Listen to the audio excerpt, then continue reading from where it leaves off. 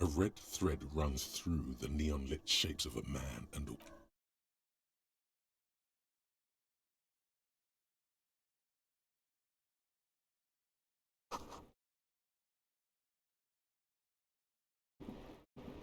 The same small, heavy door. No lock in sight.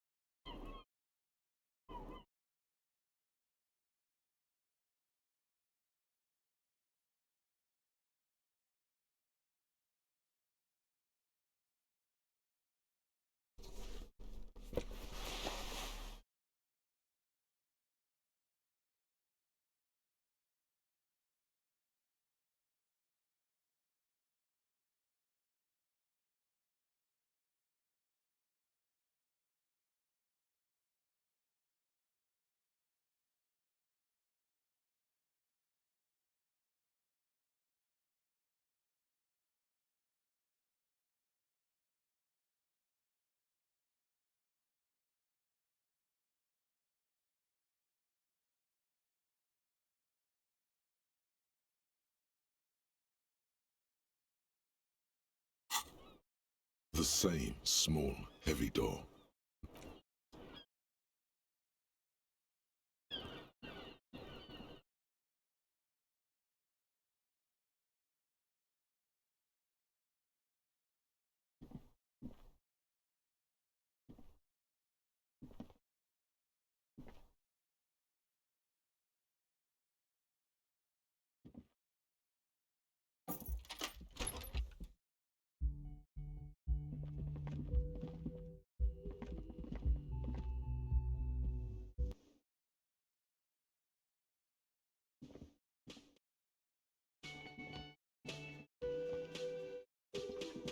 Oh, you're up. It's good to see you back on your feet. Did you like your room? I cleaned it for you.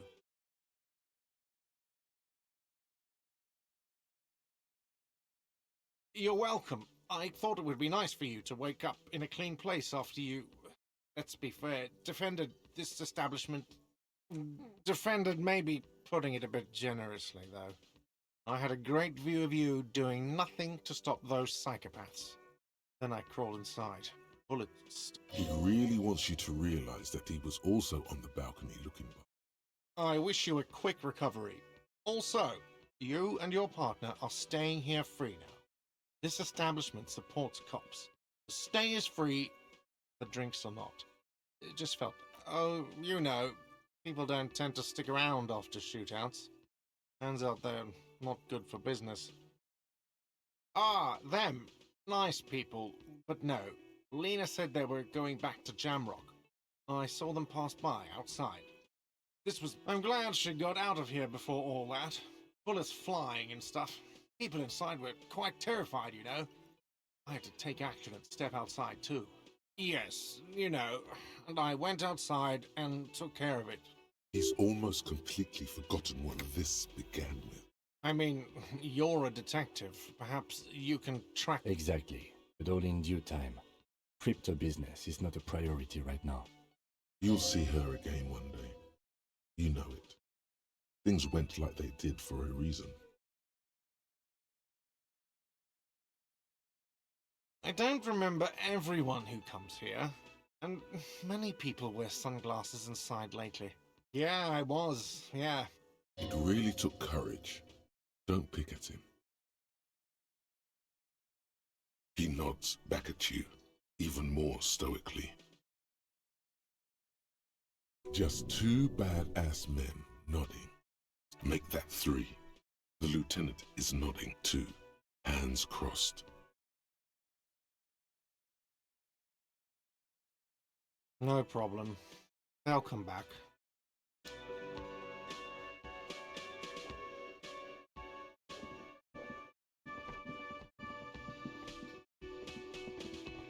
Hi again, gendarme. Bye-bye, gendarme.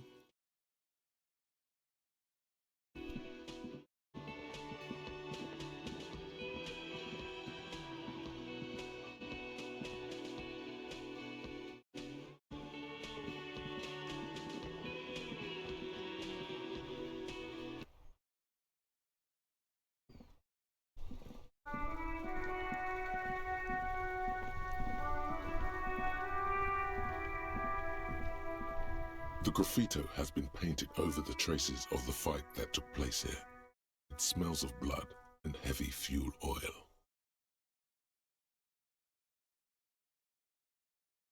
And blood. Some of it is even yours. Heavy fuel oil. Isn't that?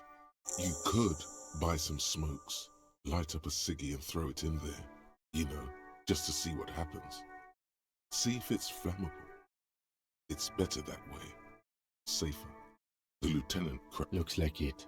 Yes. This is still fresh.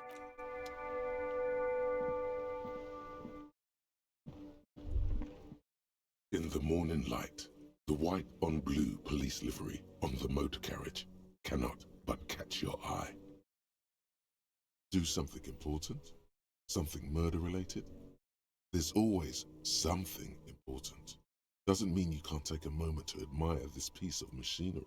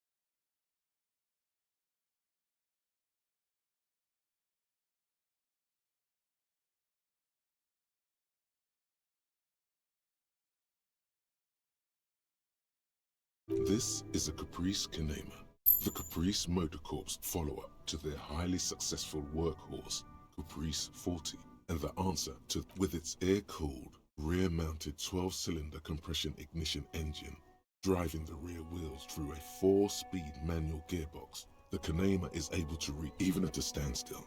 The unibody Caprice Kinema looks sleek and dynamic. Someone has waxed it recently.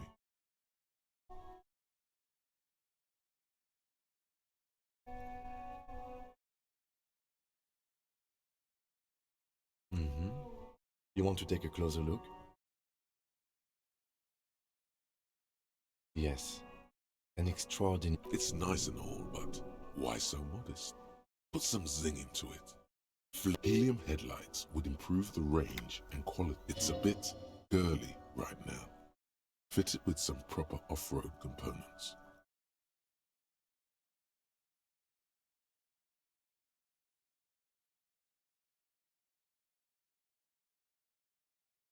We are not going to, though, because this is clearly a sports motor carriage.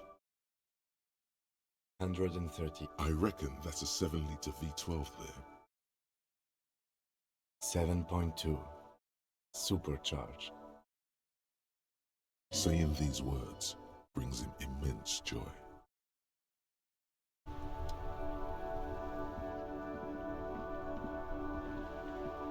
Inside, you see a set of steering levers, a radio microphone. This is Precinct 57. Something is wrong. Only static hisses, no reply. Only the mindless drone. It's been this way for a while now. My guess is the Union is listening in on our conversations. It only happens when someone mentions the attack. The rest is unaffected. No more dangerous than stepping between 3 armed mercenaries. I don't like it either, but that's the way it is. The street, you can try calling it. Everything sounds okay. No drumbeat of total war yet. In the cabin, you see a set of steering levers.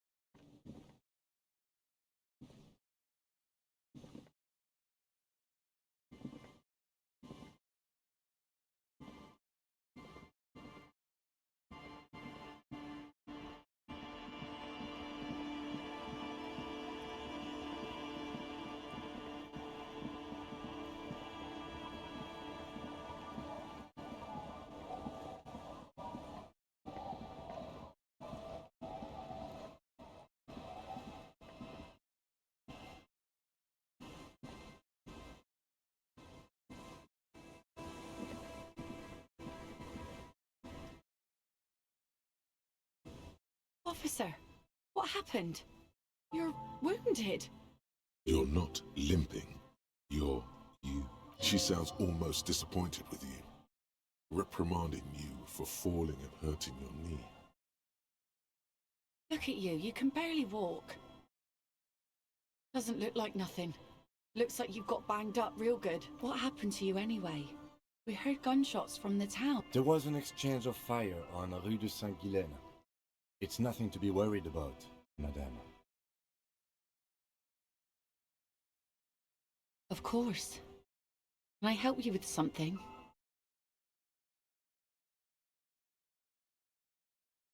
That won't be a problem. It's wind still and the tar just dried. We've got 2 days of relative sunshine ahead.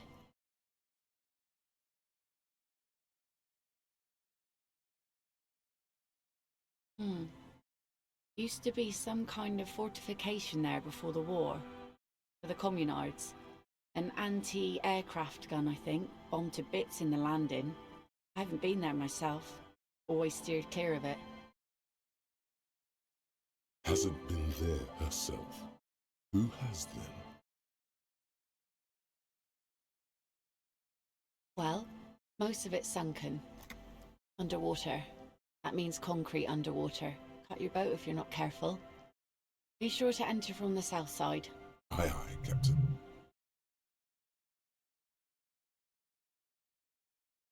My husband used to drink there. Him and his drinking buddies. Always seemed like... This must be one of the many fortifications that was used in the dying days of the Revolution. The kids sometimes go there too. I know they do, on rafts. I tell them not to, but they bring back up the twins. God forbid they bring the girl along on some rickety barge. Can we maybe ask your twins about that place before we go? Be my guest. They have a strange way of talking. See if you can get anything useful. I'm sad to hear that. That's cool.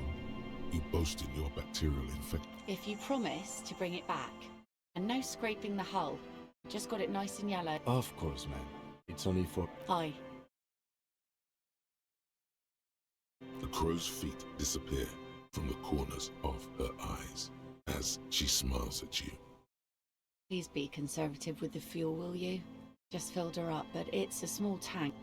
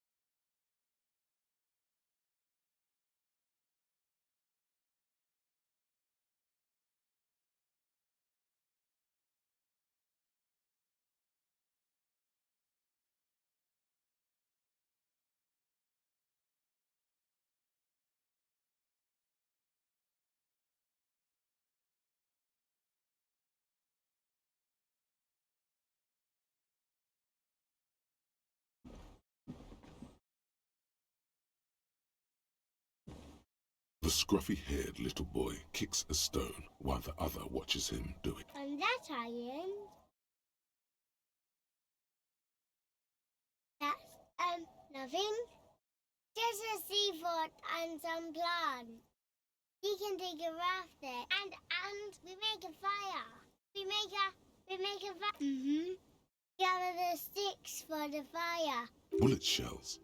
There are a lot of them left over from the war, but this could be important. I don't know what those are. They're lights.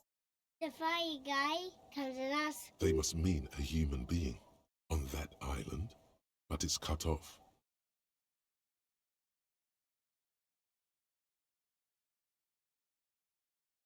Our father didn't say that. He didn't.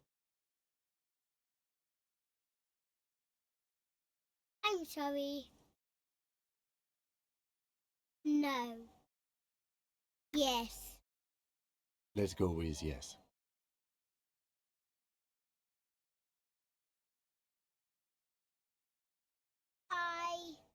I don't know. Did you mean there are electrical lights? Yes. Because he asks to put the fire out.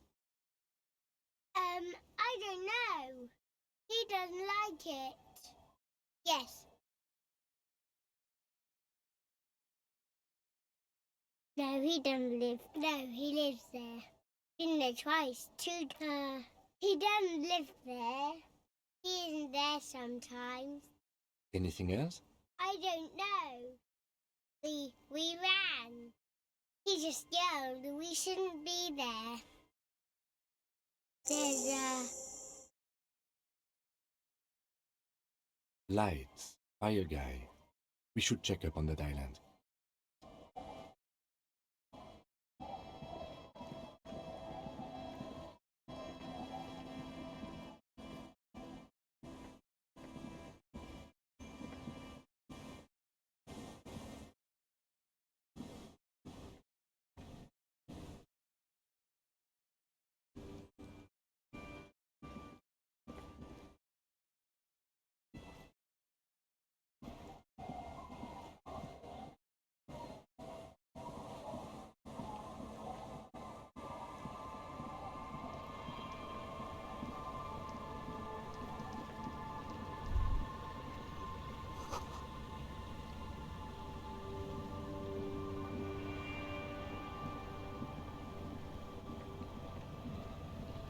A skiff with a small steering engine in the back floats. Once you get in, that's it. One pull of the starter handle, and you're off into the bay. A strange trepidation comes over you. Have you made all the necessary preparations? Closed all your accounts? Remember what the net picker said. It's a small tank. You won't be going back and forth on this.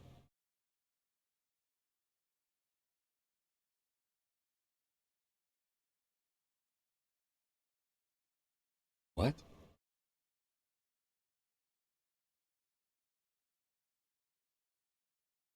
Fine. Let's blast Sad FM then. Sad FM is a radio station specializing in sad, slow rock songs.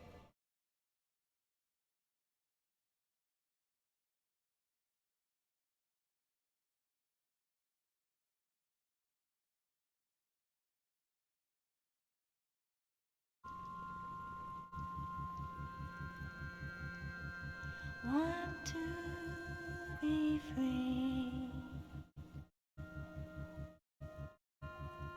Want to be free.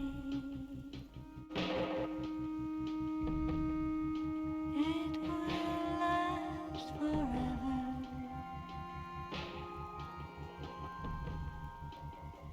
Eternally.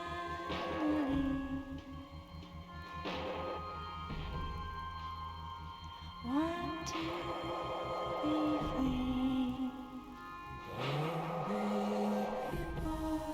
Want to be free. It will last forever. Eternally.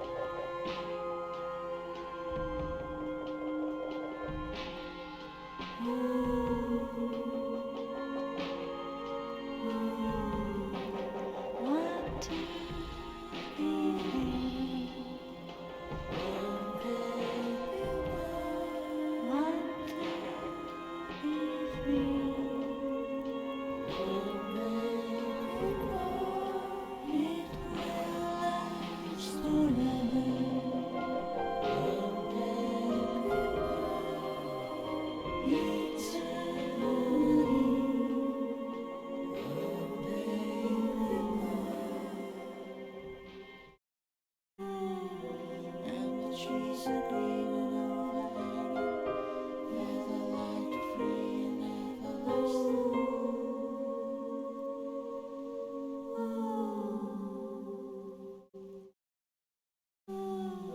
And the trees are green and overhanging, featherlight free and everlasting.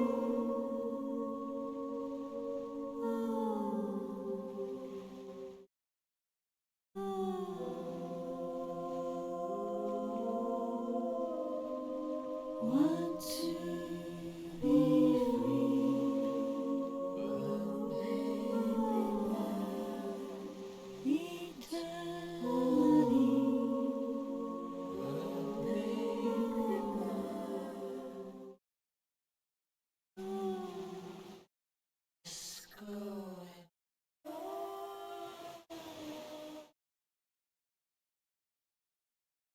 The boat comes to a slow stop. The lieutenant turns the engine off. Then there's silence. In the silence, a sputter of wings. A flock of quails takes off in the distance.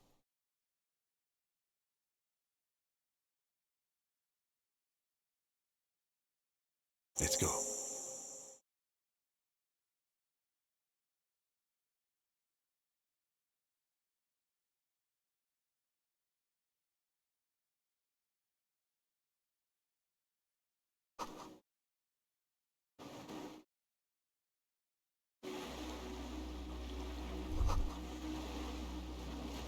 The chain trails off into the ocean, connecting the island to the supply depot on the coast.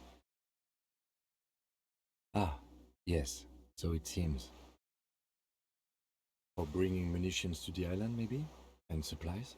You could also lock the bay when you raise it As a defensive measure, lock it off that side of the bay. from enemies. Enemies of the commune of Revachol. This sea fort was a revolution.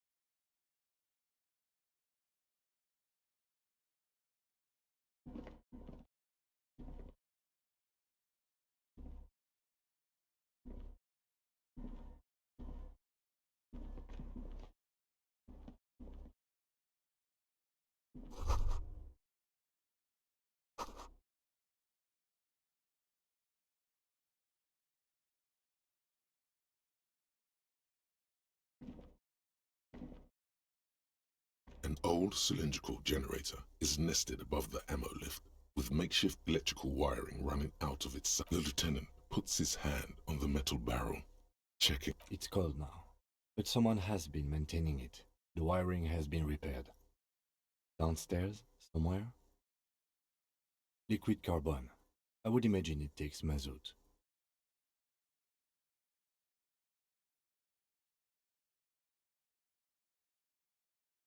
kind that's favored by vagrants and fuel thieves. It's been a long winter, long and cold. If anyone stayed here, they'd need a generator. A hollow ring. The canister is empty. Dust falls from the generator and down into the ammo lift. I don't know. I'm not a philosopher. That is his idea of a joke.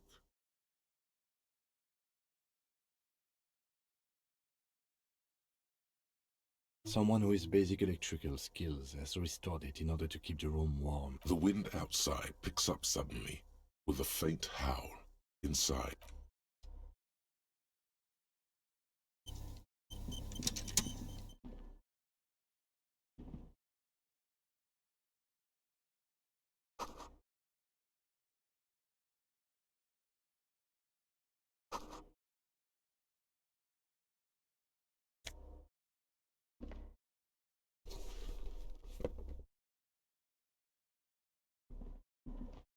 Books and magazines lie scattered on the floor and on a makeshift cupboard.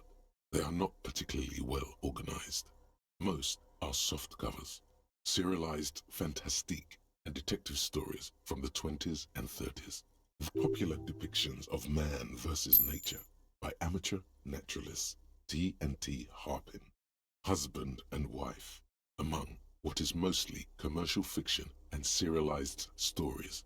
You find a magazine cathodique for electrical engineering. Someone's made themselves a home.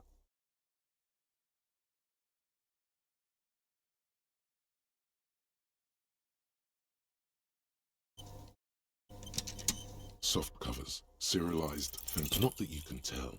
This is a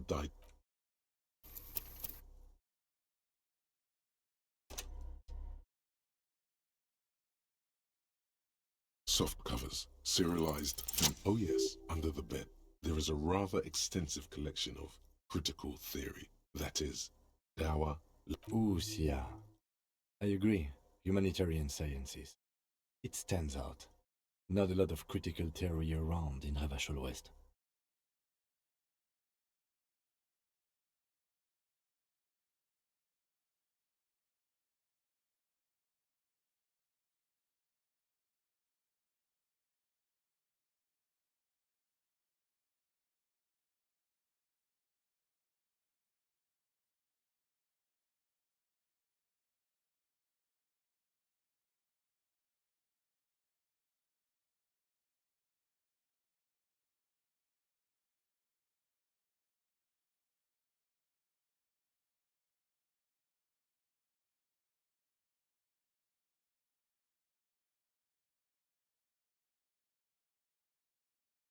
Your incendiary remark has failed to provoke him.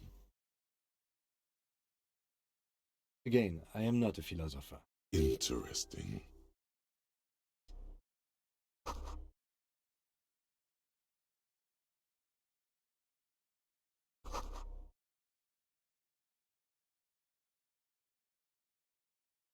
There's a greasy old spring mattress in the corner, resting on piles of soft cover books. White linen. Someone has been squatting here. The linen is fresh, recently washed. You force the rest of the sentence out through pain. You know, officer, you can rest here if you are feeling tired. I will keep watch. You could use some rest for what's ahead. You face the concrete wall. There's less light there, in the dark corner. You didn't realize how tired you were.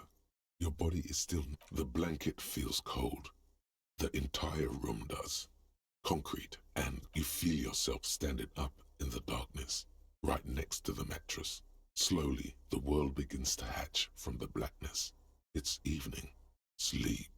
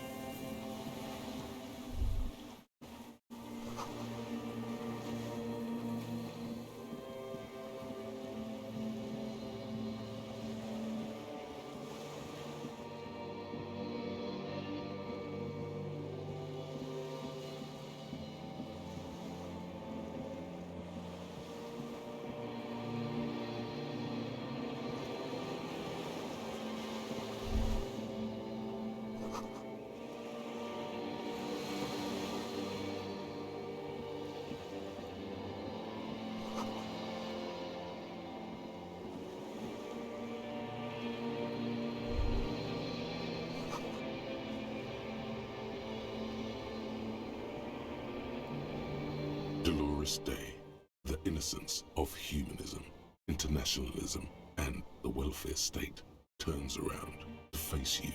She has an airship airbag in her hand. She seems to be in a hurry.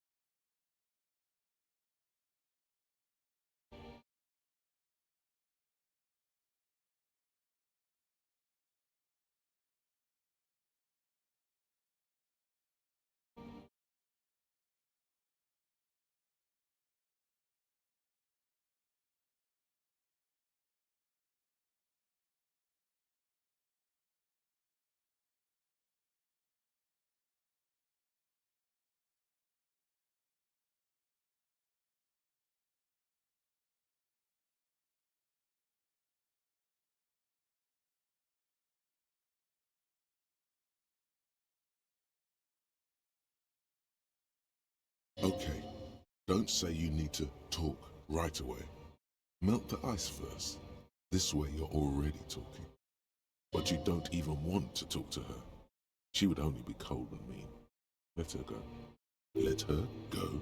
This is the Holy Queen of the territories of Muindi and Insulinda. Think of the historic knowledge we could glean.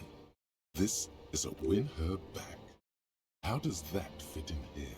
And what is the Holy Suzerain doing here anyway? Hey. I mean, hey to you too. I'm doing really good, actually. Both professionally and romantically. I've come to a fulfilling and peaceful period in my life. Well, how are you doing, Harry?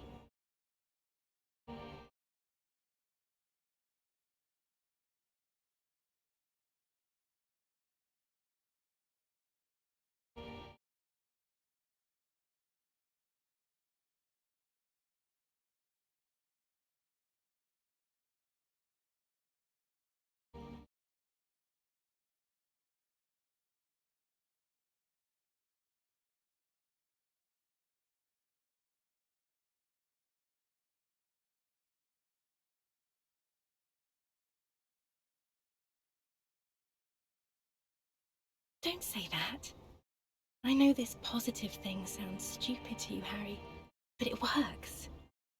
We all have an obligation to be happy. You too. And you will be. Now, This is everything I always warned you about.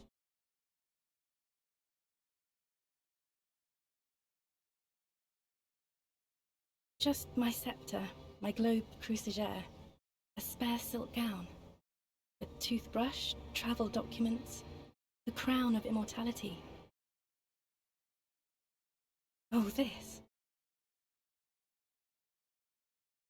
This is just a wreath. The crown of immortality is made of rarefied light. Man. She looks at the suitcase, not knowing what more to say. Silence. Her nuptial gown flows in. Anyway.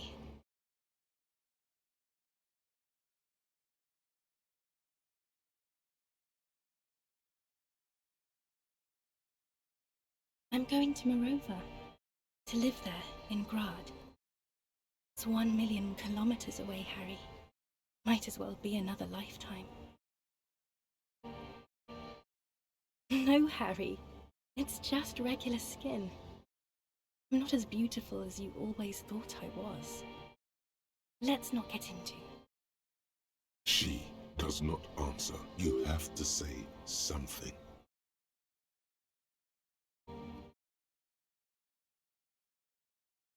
I'm sorry. I'm foam. All I can do is foam. It's meaningless. I'm sorry. I was heading to the aerodrome. I just don't have time to... She means she doesn't have time to tend to your emotions. She sighs and what are you doing? Stop saying things like that. Is what you want to say, but you don't. Hammers clang in the distance. Children laugh.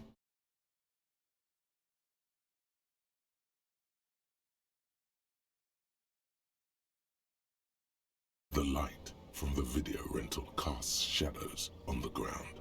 She turned, I can't help you. I'm totally useless. Everything I've said is lies. I want the exact same bad things you want. No, Harry. No. I don't want a massive, epic showdown. We don't have anything to talk about anymore. Every combination of words, it's all gone. I have to go to the aerodrome. I have to leave Ravachol and you. And you have... Oh God, whatever you do, don't try to kiss her yet. Not after that. You're still reeling. You'll fall over if you try now. It's not. But... I don't know why I said but. There is no but. That's it, yes. We've talked about it 1,000,000 times. You will... Where in hell? Stop. You're only making it worse for him. You never help with anything.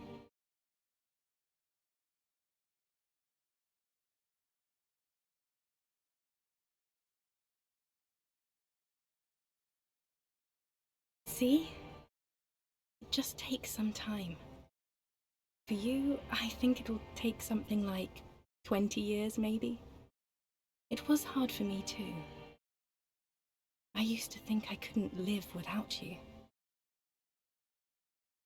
But I can. She keeps her shoulders squared. And her... It's not. It's just not possible. It's like eating rocks.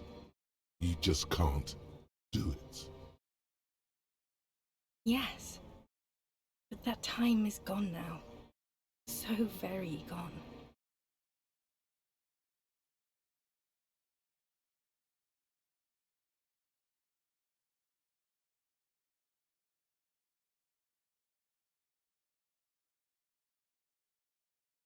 No, Harry. We already tried again, and it didn't... Is that how it is now? We should just try all good things twice, and then give up. Not you too. I don't know. Please.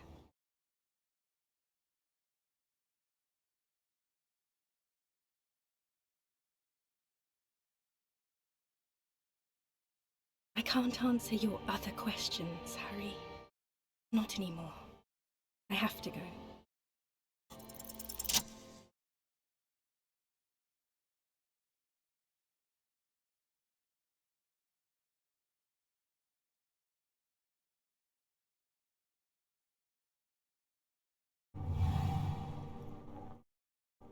with your feet trembling from the steps you took.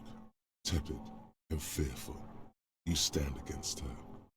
She is not kissing you back.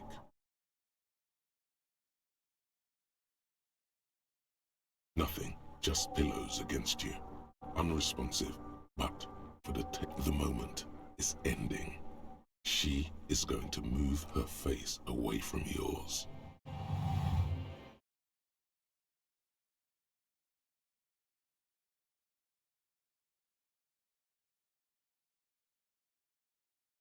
Trying hard not to look at you.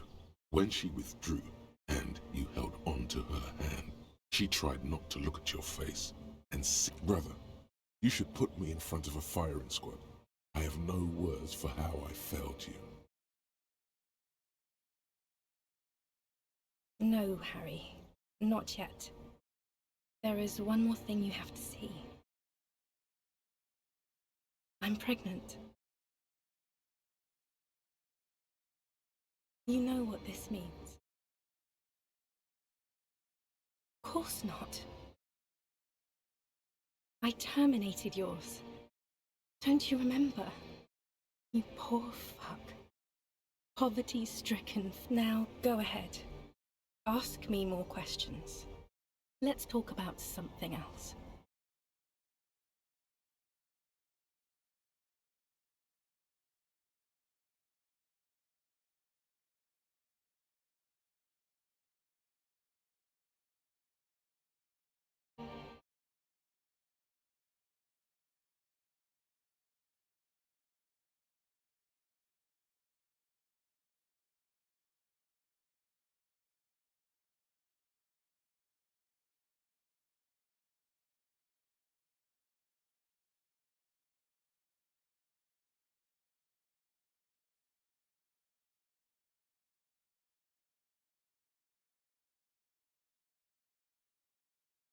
No, this has to end.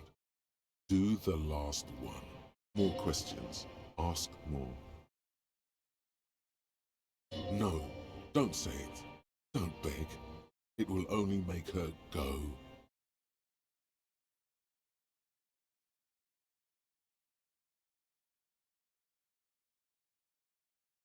I have to, Harry.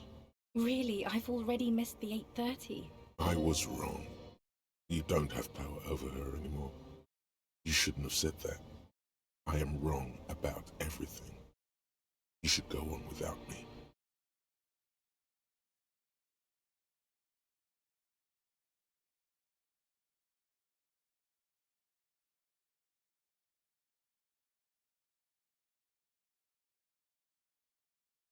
No, you don't.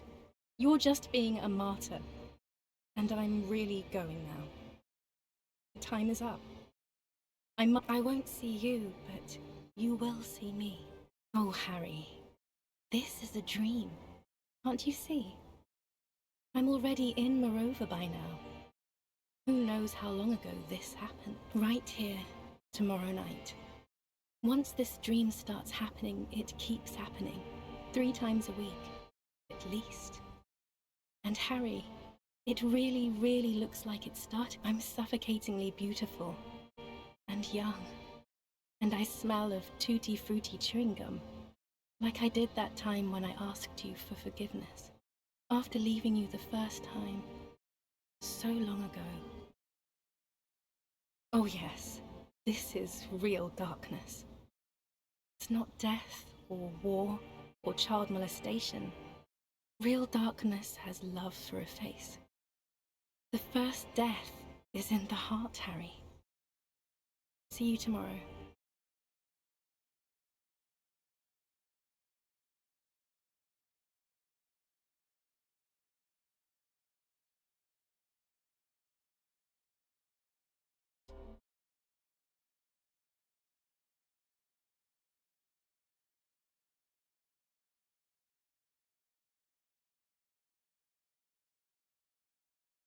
You're up quick. How was your sleep?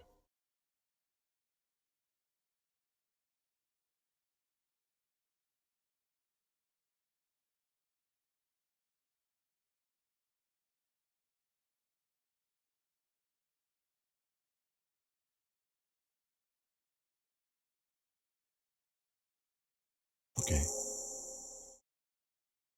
He's still worried. You must have really thrashed and squealed in your sleep.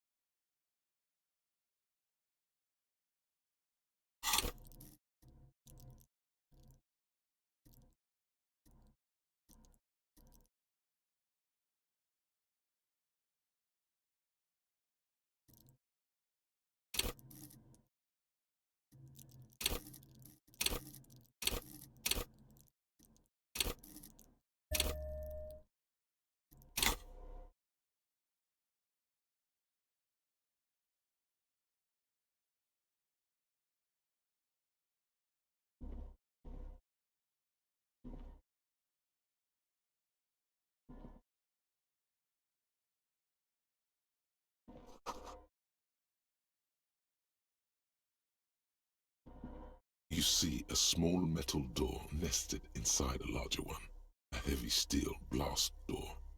There is a conventional keyhole above the handle. It's very small. Another part of the island, probably. The lock looks like it could still be usable. Maybe this is one of the doors we don't open? He's right. It would be better to open its big brother. A powerful engine hangs under the ceiling. Must control the blast door.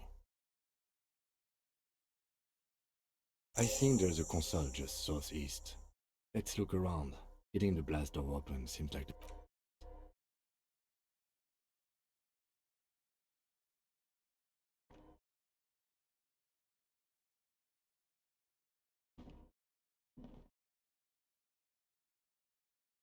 Green paint flecks off the monoblock aluminium cabinet. There are rows of switches on the front panel, a frequency band, and even the keys rattle like teeth. This keyboard hasn't been functional in decades. The console of an antique computation device. The generator upstairs, with wires coming out. Determine it possibly. Urgence, ouvert, allumé, radio diffusé. It sounds like this device was used to control the This device was used to control the electronics in the room. It could open doors, control lights, function as a radio computer. We need to restore power before using this, officer. We should look around outside.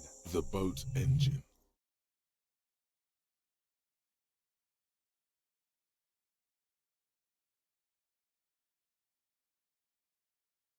But officer, then we would have to swim back to the mainland.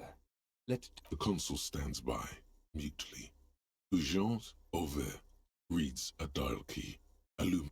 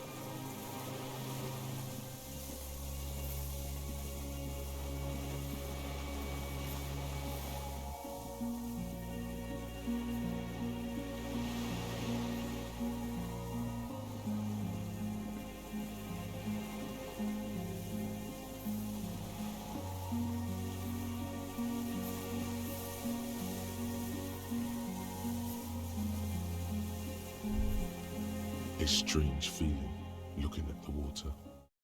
Maybe you should just wander off into with a bottle in your hand.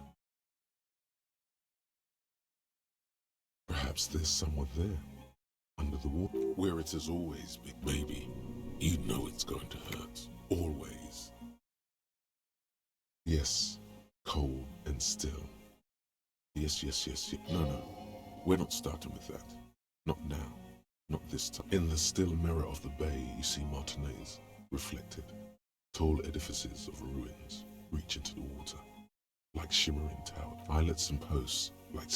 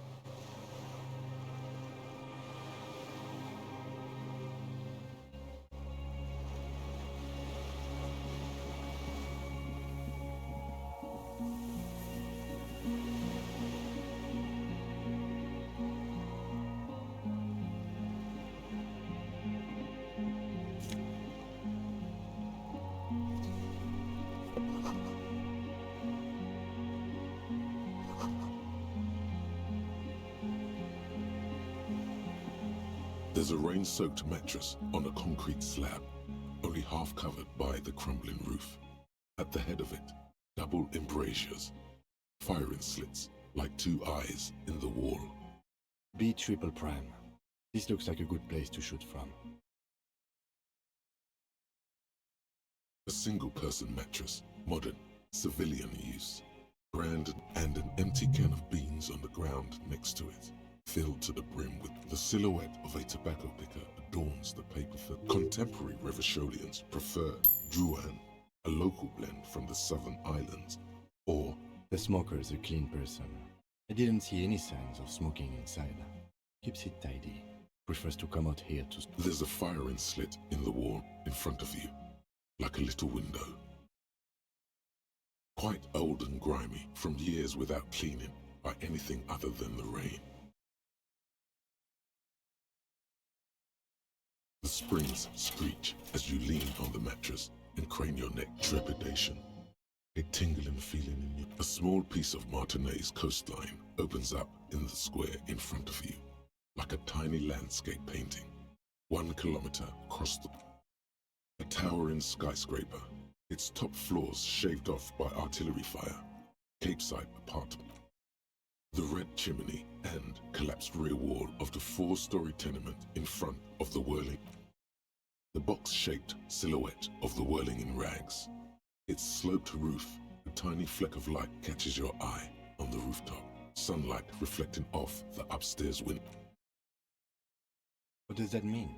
Do you have line of sight to the window? I can see it, through the scope of a rifle. The shooter would be prone, lying on a mattress, barrel resting on the embrasure. I think we have it. The origin of the shot. This is the sniper's nest. Affirmative.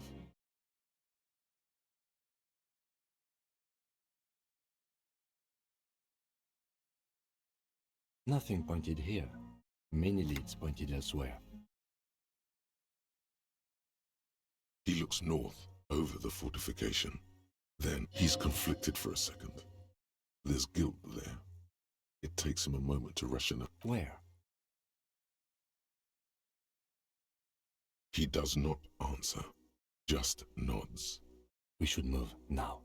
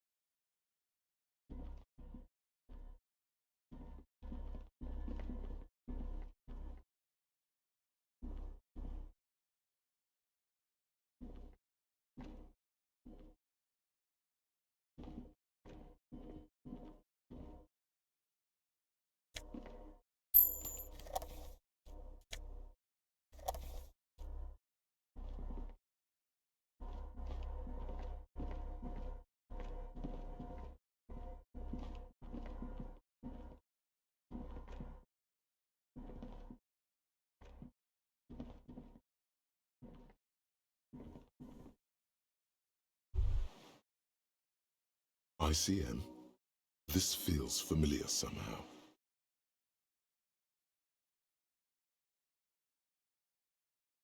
It does.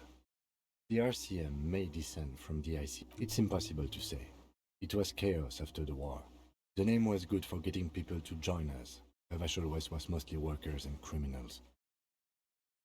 Nice political thoughts. A mediocre athlete would pant from dragging around his body on a busted crutch. But not you. You're thinking about politics with blood dripping down your thigh.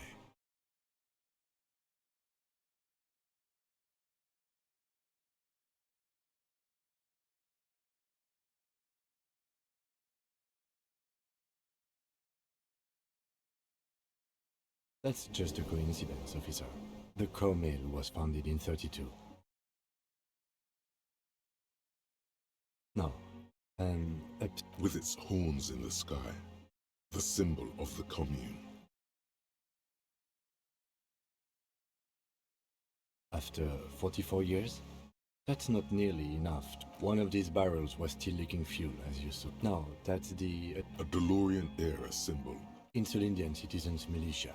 It's the official name of the Sounds an awful lot.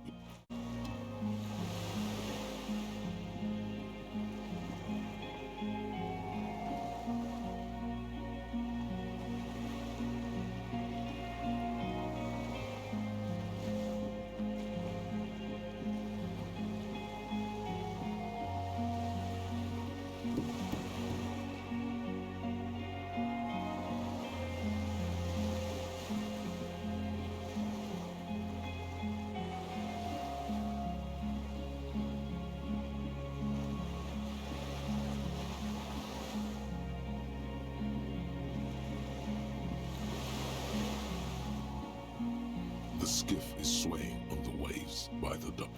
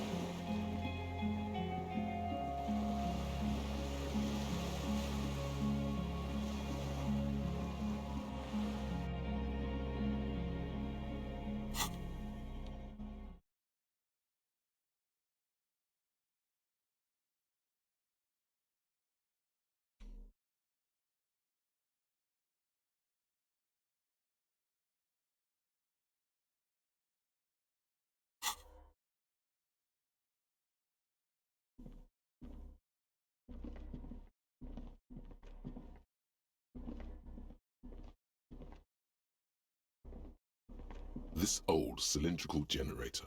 The lieutenant assists you, holding the canister. There's a red starter switch on the side of the cylinder and a start rope on the other. The recoil start wakes the old generator up. The machine sputters like an old war. That should do it.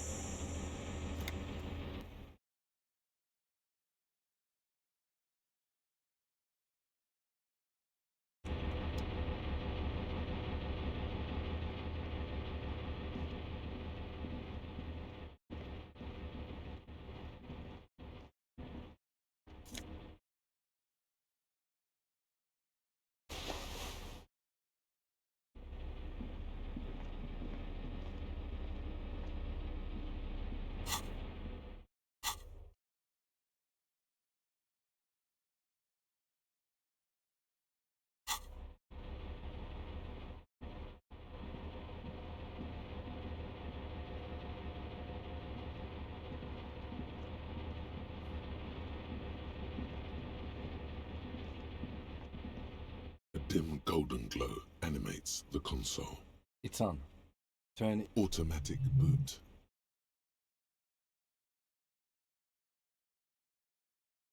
The blast door opens with a series of clicks. A shaft of light appears, then widens as the light shines in.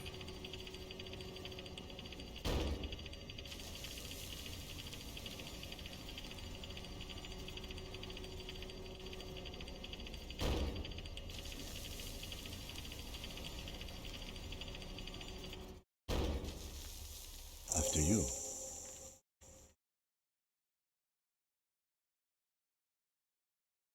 So did I.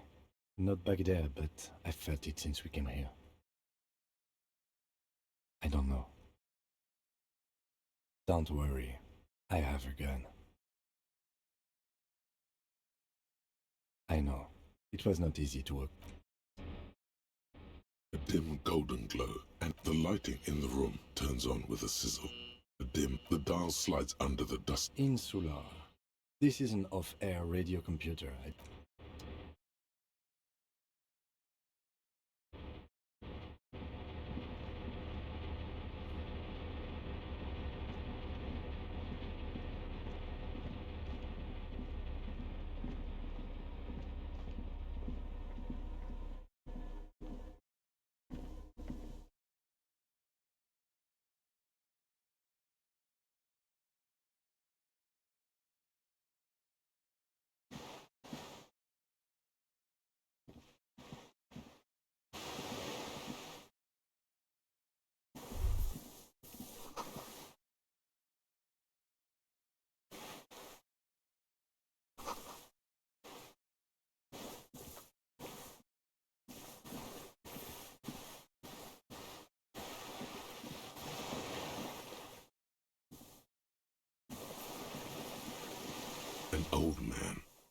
tracksuit trousers leans on the frame stock of his rifle.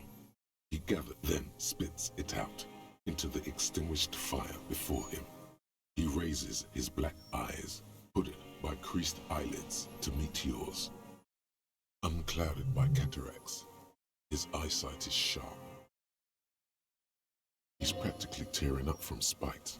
Hatred got the best of him a long time ago. This man hates everything.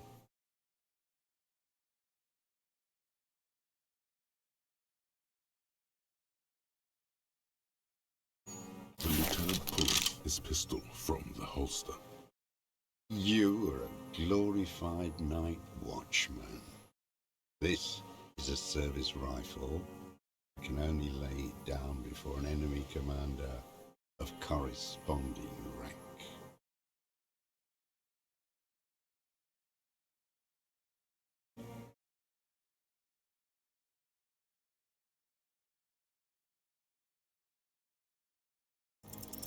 The words, "I am an enemy commander," sound cold as iron from your lungs. The old man's. And what rank would that be, dog? A big wheel of the 4th Regiment of the pederast hits out a bullet. Like an amputated limb in the sand, he stares on, his wrinkled mouth moving without a sound. A strange sadness. The old man pulls back the hood of his plastic cape and looks up into the sky. His gaze follows your motions. The rifle feels surprising. The rifle's in a shabby state, like a crutch that's on the butt. You see Vespertine writing, burned into the wood. Triangon 4.46. The old man keeps following your motion. This looked very much like the murder weapon. It could be used against him to get a confession in time. My name is Josef Lilianovich Dross, Political Commissar of the 114th Anti-Aircraft Division of the 4th Army of the Commune of Revachol. I am a deserter, partisan, and a prisoner of war. This is my termless surrender. The commune of Revachol? Do you mean the ICM? You're a holdover from the... From the Insular Indian Citizens Militia, the army of the revolution. I was recruited in Jamrock in '07. Trained. I left my unit on the eve of the landing. When I returned here on May 14th, the commune had fallen. Still armed. 51 minus 8 equals 43.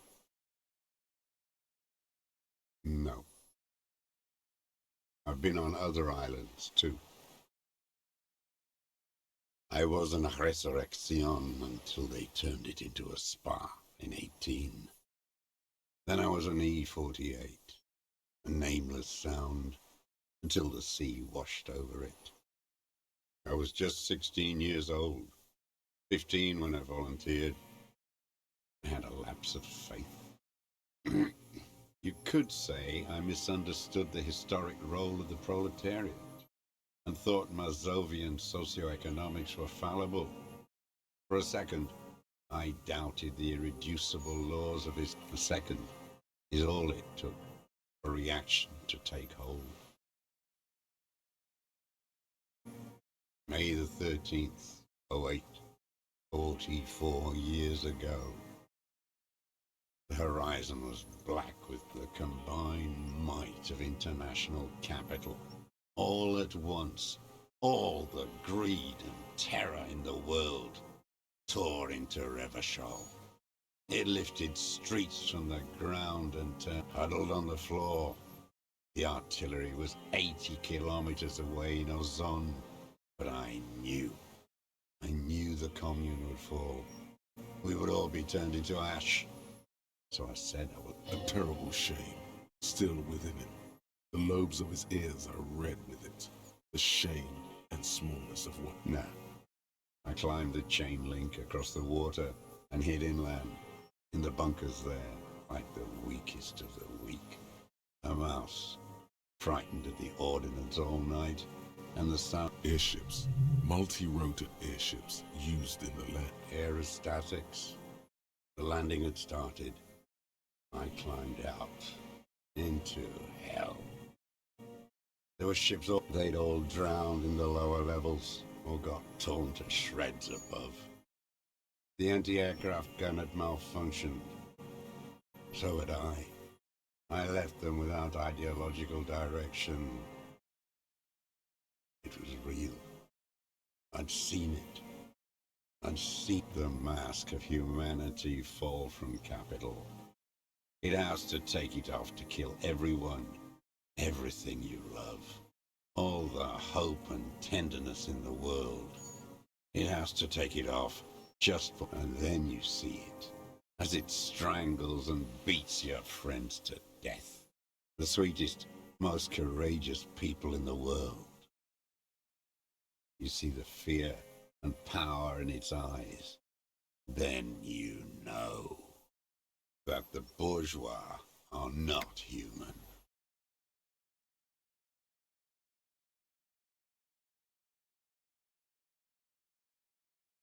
I had to fight it. I had to never stop.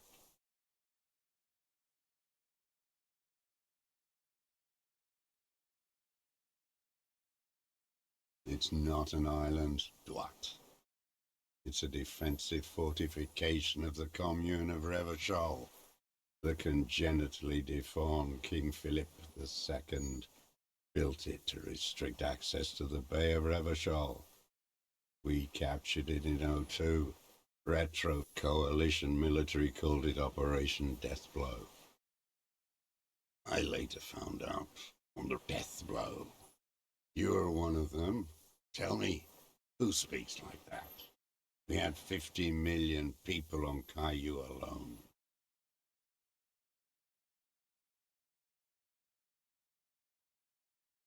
You don't know. You haven't seen it. Iblis, the black-eyed ain't. Shaitan Ahura, the darkened one. How does anyone survive? I steal supplies, vegetables, collect rainwater. It's the life of a dog, not a human. How is your health, Mr. I've been throwing up blood since winter. Red, like... He does seem frail. Gaunt for his age. More like 75 than 65. Trouble putting on weight couldn't... The RCM can provide medical services. You need to be looked. I need to die. You don't have medical facilities. You have guns. That's all they give you.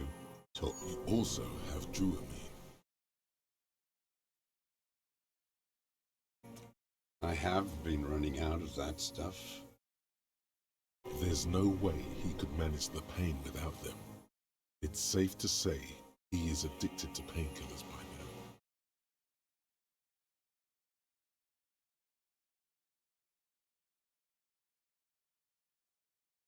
There's nothing to look over. The triage is in, and it's black. Administer morphine. He looks at you, his face parched from the... It was hard in the tens. I didn't have partisan training. There were posters. We communards still hoped, and they needed to snuff that hope out. The East capitulated. Martinez and Cold City were, and others too. Some cordons of Revachol was still fighting. There was help at night. I used a dinghy. I only went after dark then. When I got to the city, I stayed underground. Patrols, you lot, the commons too. They'd started snitching. In the city, you move underground? From bunker to bunker. Not anymore. No one cares now. I don't even have to hide. They think I'm another antisocial vagrant. I could walk straight into that town if I wanted. I just...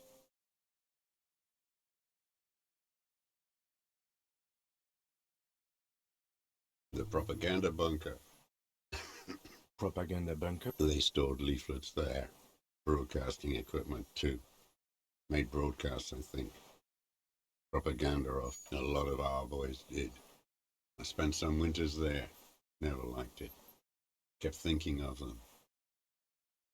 No need to go underground anymore. The old man looks across the water at the city, the ruins, the motorways rising above it.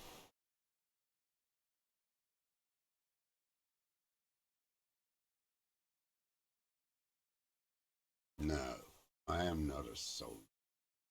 I am an ideological officer. I belong to the party, trained in historical materialism, then assigned as a The old man does not answer. He tilts. His job was to assure the army answers to civilian control and follows the ideology of the Commune. scientific communism. Commissaire politique is a night philosopher. He nods slowly. Then another tremor.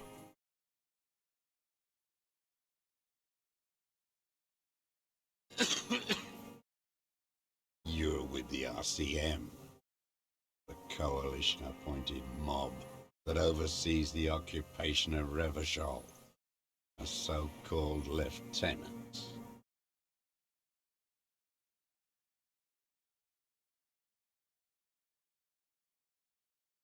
You're the RCM. You represent the Moralist International, the enemies of humanity who took this city.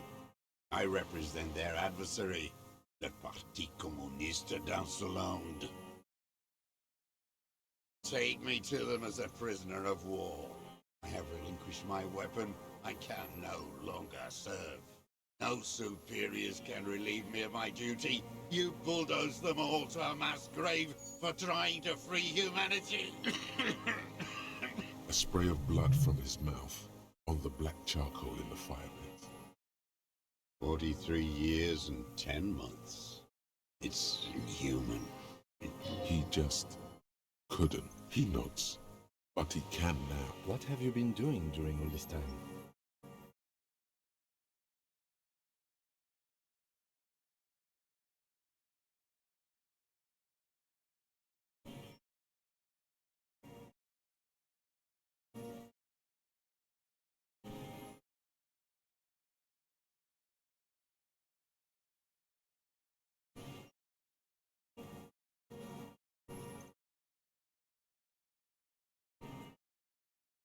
Hiding, fishing, waiting. Two police officers step out of the Whirling Rags cafeteria. Satellite officer Jean-Vic Mayer inspects giant letters across the plaza mosaic in dark red government marked. Patrol officer Judith Minot points west. The fishing village. She glances at her watch. We meet. The officers go, leaving behind the writing, still smelling of petroleum. One day, says, I will... Always waiting. For her to return. Her who? Girl child. Revolution. I am not a fool. I know. The material base for an uprising has eroded. The working class has betrayed mankind.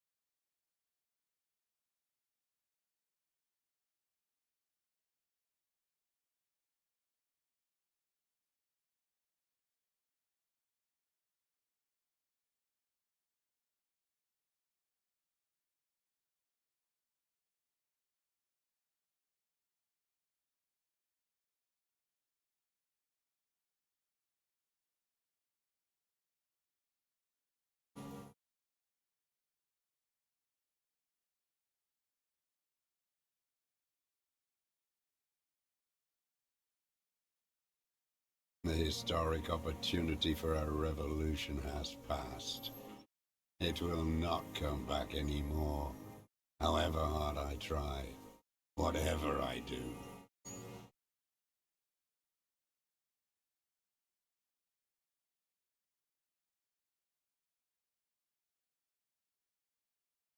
There's nothing serious in this world.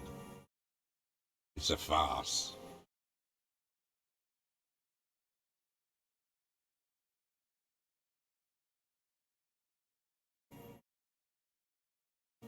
I've used it for killing people.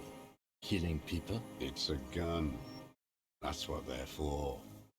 You want a moralist euphemism? Defending. I've used it to kill people. Interesting. During or after the war? There is no after the war. Class war is never over.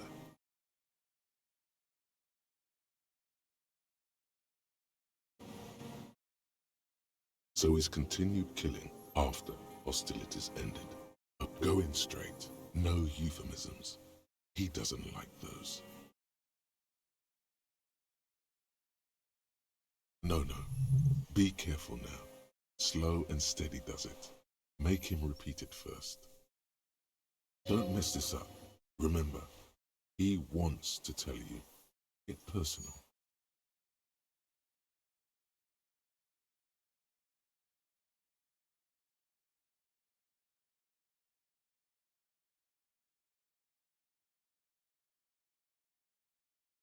I don't want to tell you. And why did you think that was a good idea? Don't listen to me. I'm wrong all the time. The who now?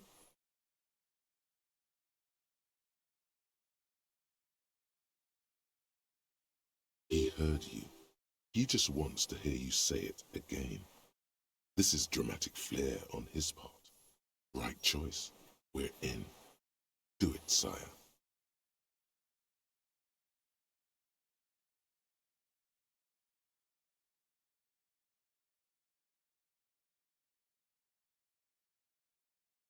Oh yes, that one. Did you kill him?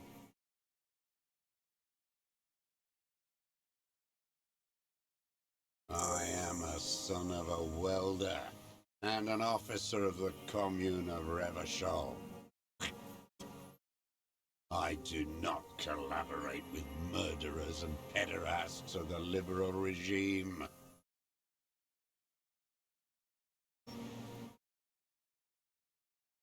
Exhaust him with proof.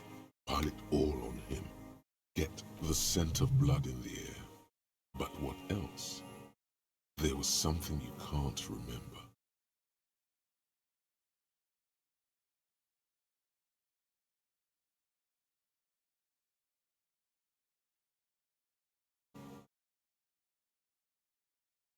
I saw you poking around there, looking for evidence. You're damn diligent when it comes to death. You had direct visibility. There are embrasures in the concrete, specifically meant for a top follower to use. And you've been here a long time, Mr. Dross. Too long. You clearly need... I'm ready to die. He's practically admitting to it. Dead fasces. Just one thing remains unclear. The rifle does not seem to have a scope. Forget about your stupid fucking scope. I don't know where it is. Find it yourself. He lost it. He just doesn't know where it is. Forget it. Push on.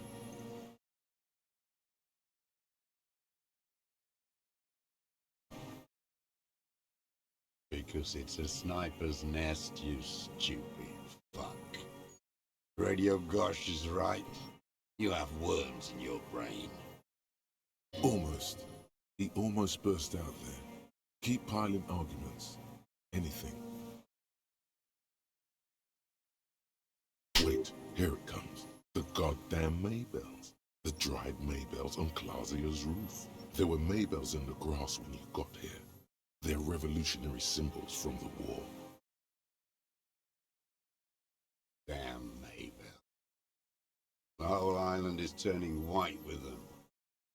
He seems tender suddenly, nostalgic even. So many this year, too. The spring is coming. No, it's already here. Wash the filth away. They blossom on the islets before we fertilize them with our blood. Resurrection. The coast, too, before they piled their containers on top of it, filled with broken, useless trash for fat-fingered bourgeois children. Classier. He knows her, but hadn't heard the name.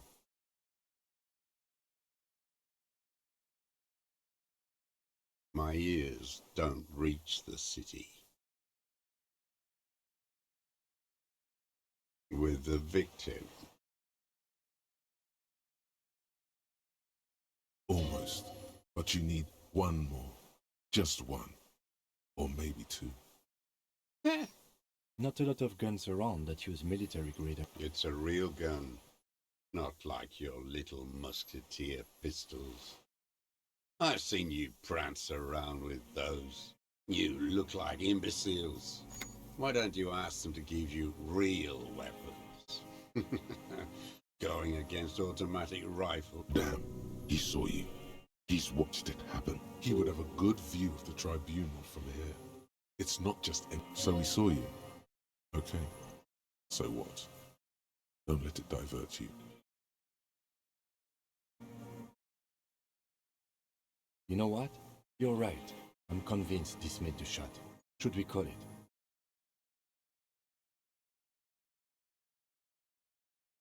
Good. This feels good, doesn't it? Tearing things up like this. When you... Murder.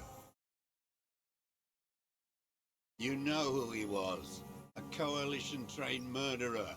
Armored and armed. He wasn't human. The blunt end of a hammer. Dripping with blood.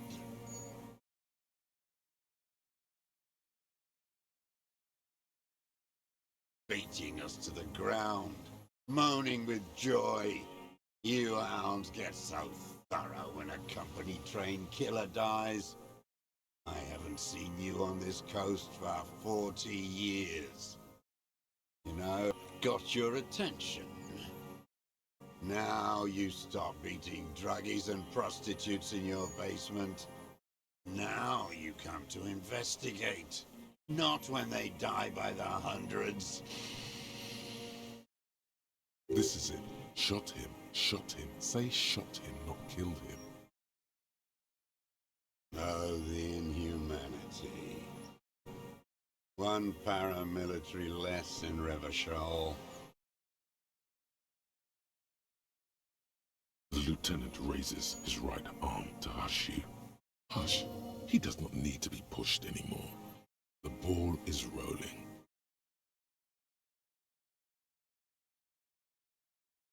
I had them in my sights. Both of them. Him and the whore. I was breathing with them. In phase. And I pulled the trigger and flew on the air until I landed in his mouth. I didn't think I had a shot like that in me anymore. I did. I saw him kneel there with his mouth full of death, and that stupid look on his face. And his dick still in her. Nothing. I went to sleep. Next morning there were Maybells everywhere. The world was white, or what's left of it anyway. My last spring here. I knew the fascists would come to avenge their own. And so... Mr. Dross, are you aware you're confessing to murder? Yes. And you were looking at them, the victim and a young woman, having sex, through the scope of your rifle that night, before you shot him? The old man. Why? Because that's what they were doing. The motive. This is where you can coax it out of him. The lieutenant's preparing the ground. I don't understand. Do you, detective? I don't understand this part. I'm always looking.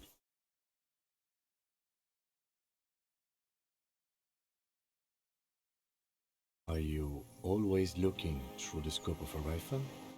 I'm just trying.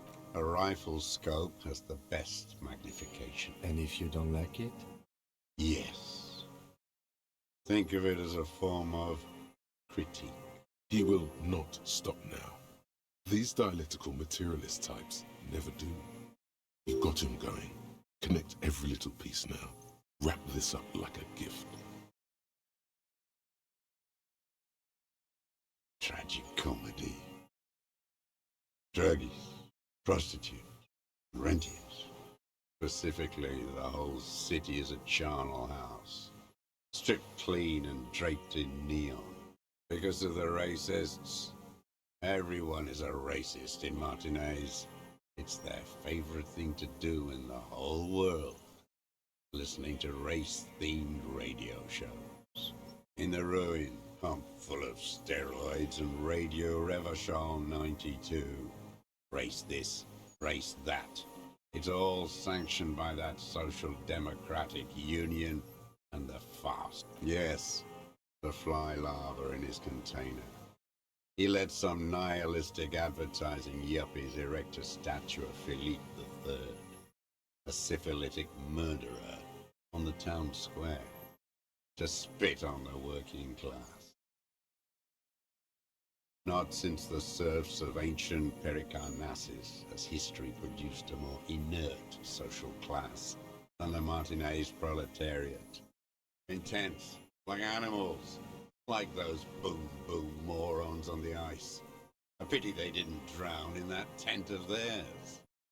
The worst of them is the blood-drenched Sucrion on her yacht, licking her lips. The old whore's gone now. Her gun-toting porcelain men are dead. So, actually, the worst is that old cop parading around in his uniform, throwing balls all day.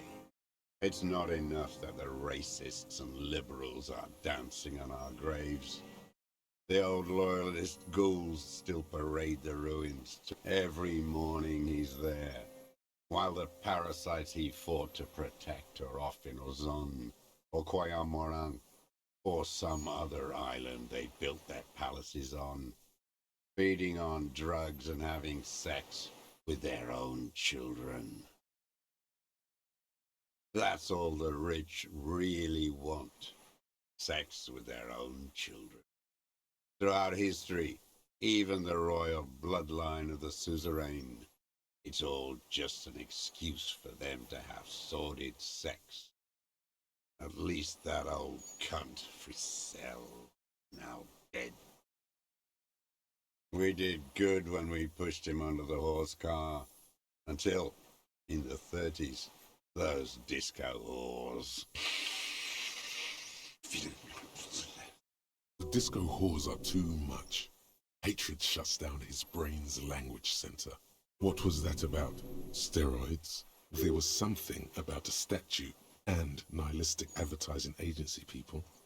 Might be worth investigating.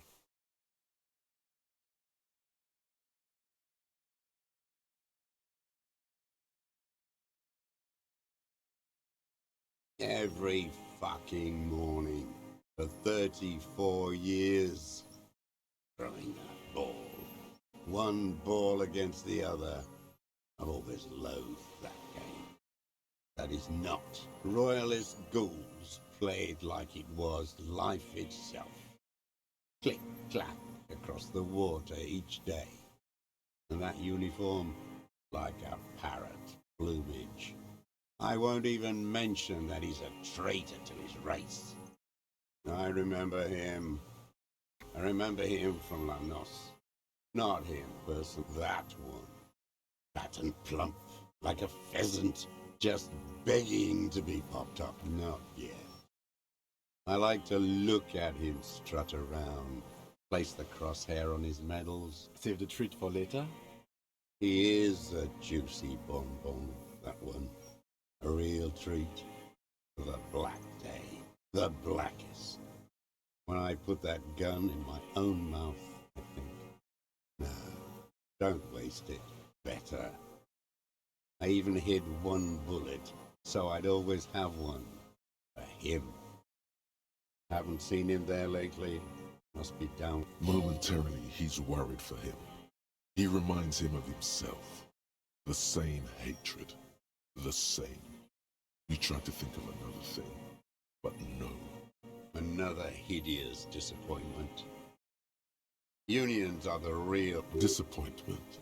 So personal. He displays a familiarity with the Union's top brass. That deformed toad?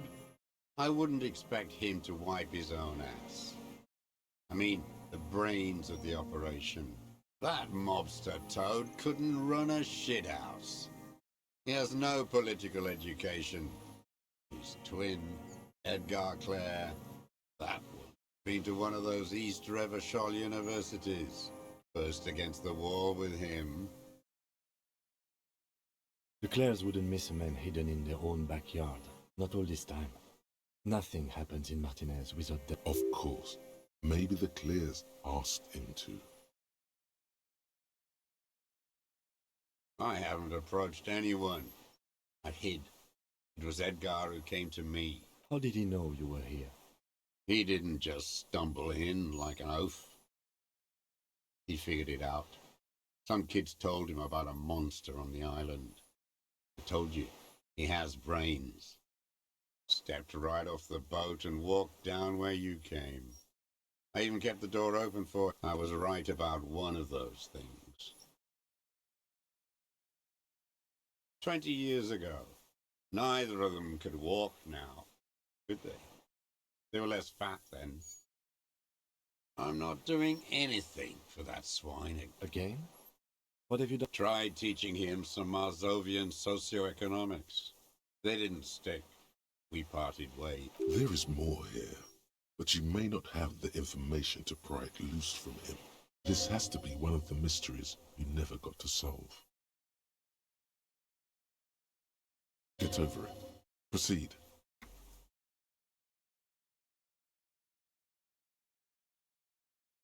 Syphilis is a disease Philip III contracted in a whorehouse. The bacteria entered his brain. That is technically possible, although Philippe III was... And he still went on to govern Revachol for 25.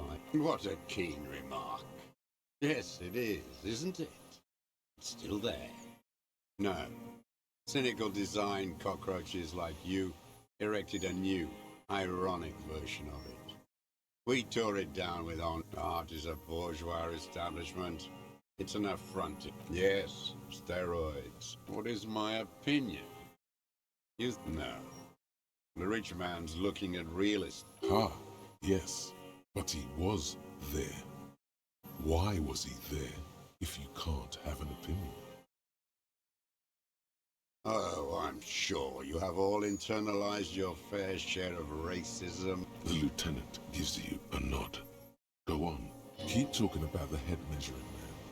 Politics yields information from this man. Gets him spilling. Scratching away at the race question. You moral intern monkeys keep the conversation going on chat. You think the rich man cares about your little race games? He rules the whole world. And he laughs at your moral soliloquies. Whores.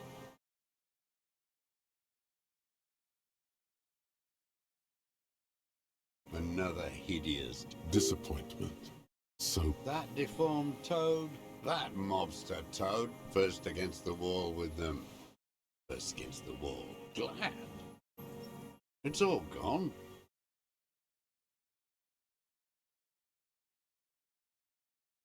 Real music. Real. Right. you need to address that remark.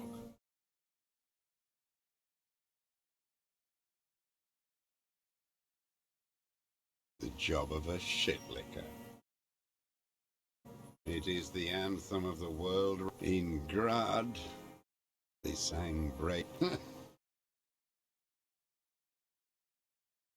His lip curls into a snip. Glad. It's all gone. Them. Fucking. I didn't like that. Jealousy is a reactionary concept. I didn't like the Reaver enjoying himself. And I wanted to see his head explode. That too. She should know better.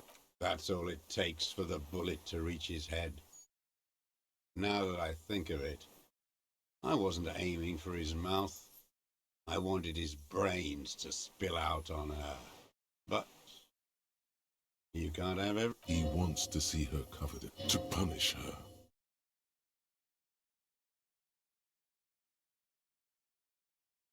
Since she came to Martinez, I saw her sneaking in the reeds early in the morning, behind the Fell building. It was dark, till winter. She didn't have her skimpy out, Past the Fell building on the coast. hiding something in the water. She had a fag after she'd done it. I was up in the ruins there. She couldn't see me, but I could see her, smoking. She was nervous, but not scared. And beautiful. That, too. How could you see what she looked like? You said it was dark. The sun came up. Her hair was like cobwebs. She smoked more fags and snorted her passport and tickets to viaje. In the free state of Seminine, hidden away at the edge of the earth, near the Pale. After she was gone, Did you keep what was in it? When we found the submersible, it was empty. no. Why would I do that? I didn't need tickets to viaje. This implies that he's also a little inconsistency here. He was surprised to hear her name Clausia before. Would he not have seen it on the documents? Why would I need that trash? I'm not going to viaje. It didn't say Clausia in there.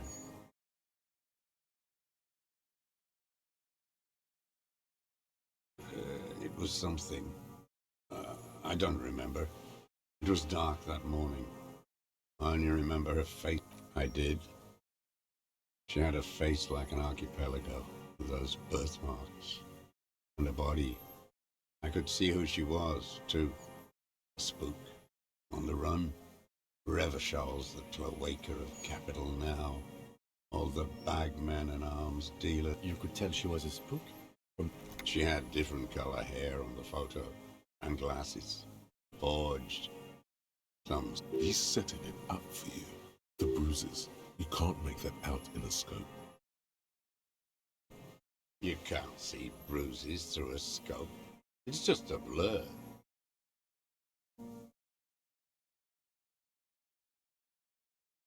I have my ways. Not in this lifetime, Dwat. On her. This one's gone. Make up somehow. Connect some. You lost it. You're a bad detective. Lazy and bad. Rightly so.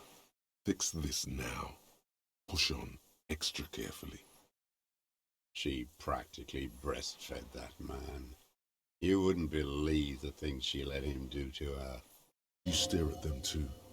In your mind, her innocence day still turns to leaf. Airport bag in hand. Silks flowing in her wake. It's no good, Harry. Her voice rings in the evening air. It smells of burning buildings.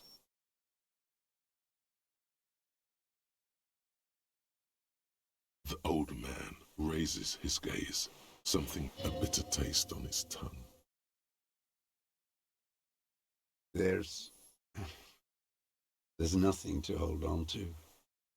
Only The coals of his eyes glisten suddenly, like stones dripping with water. man needs to feel something else. In this fight, it helps if you have your eye on something there. It's weakness, I know. Yes, over the years. It's not unproletarian to feel something. No. I don't really know. I was there one night and she was crying, like a child. in the corner of her room the day after I killed him. Yes, I don't know why I do the things I do anymore. Maybe I have these holes in my brain now. I wouldn't just sit here. If you came 10 years ago, I would have killed you. In the silence, the lieutenant, one more down. Her. The lieutenant nods at you. That's it. Motive. We have it. Where is she? That's Clasier. I haven't seen her there for days.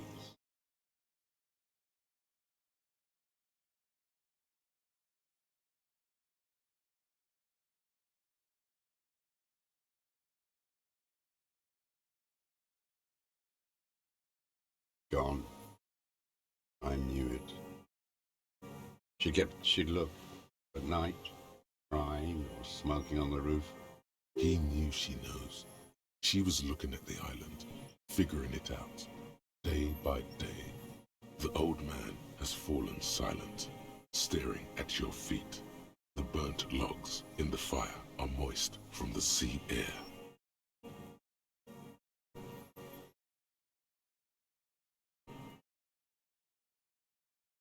What? But you said I would be taken to the... Your wayfarer rights have been suspended. Information provided to the officers on the scene will be used against you by the prosecution. You will be given... Do you understand? But... No, I don't want to. I have to stay here. He's sweating. Beads are forming on his forehead. Pupils are dilated too.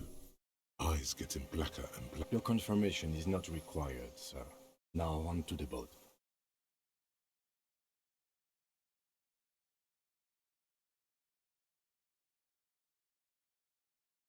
Not really. We could escort him to the pier, then either one of us can take him inland while the other stays here. But then, who watches him while you're coming back here? you come back for me? How about I go and send a boat back for you? What is this farce? Is this a fucking farce? Lillian, you could ask her maybe. This is no harmless old man.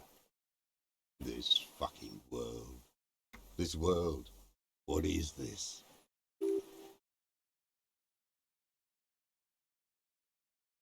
No, listen.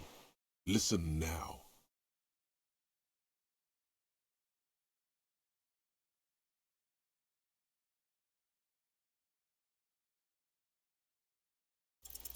There it is again, to your north, as it has been since you came to the coast. The reeds whisper, stalks rub it, something completely different. It sounds like a bow.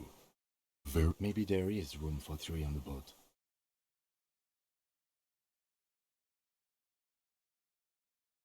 What? What are you talking about? Is this real? Your skin crawls.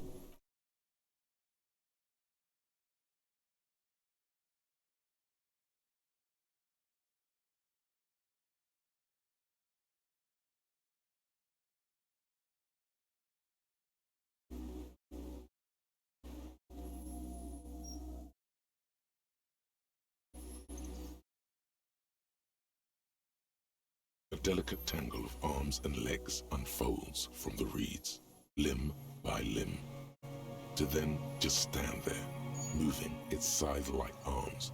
What are you talking about? There's nothing there. The stick insect is over 3 meters tall. It looks straight at you, with its tiny pinprick eyes and its grotesquely small head. You feel your legs shaking under you, and your gun hand move to your holster to grab the gun. Tell me what you see, damn it. I can see it. 4 simple words, thank God. But that means it's really there, spinning slowly, in absolute silence. Its limb. Be very, very careful.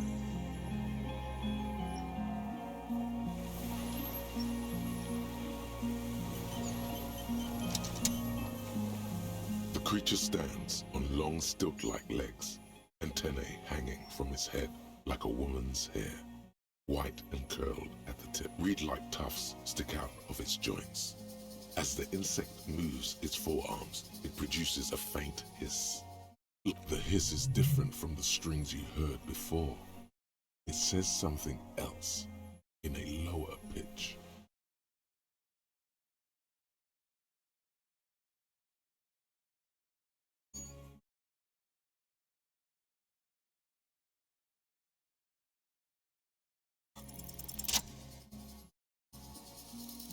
Slowly, with your breath held, you take 2 small steps toward the phasmid. Like laughter, a sort of happy sweat drips from your brow. Hissing and clicking, it extends its mandible-like antennae to greet you. You're right below it now, looking up at the colossal chitin of its white limbs.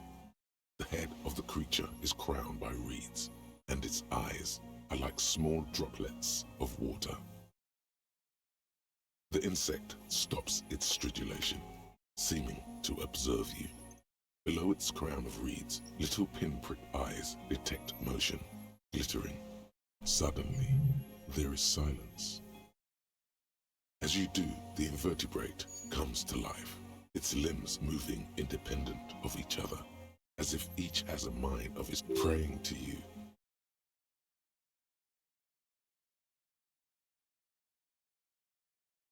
Unwittingly, the insect continues its stridulations. Perhaps it is preparing to eat its god. Okay. There is no change in the insect's motion while it's being aimed by the camera. In 3. If it moves, you jump back. I'll shoot. Here we go. The shrill flash of the camera cuts the air like the blade of a sword. The phasmid freezes in its bright light. Head turned toward the lieutenant, hypnotized. I got it.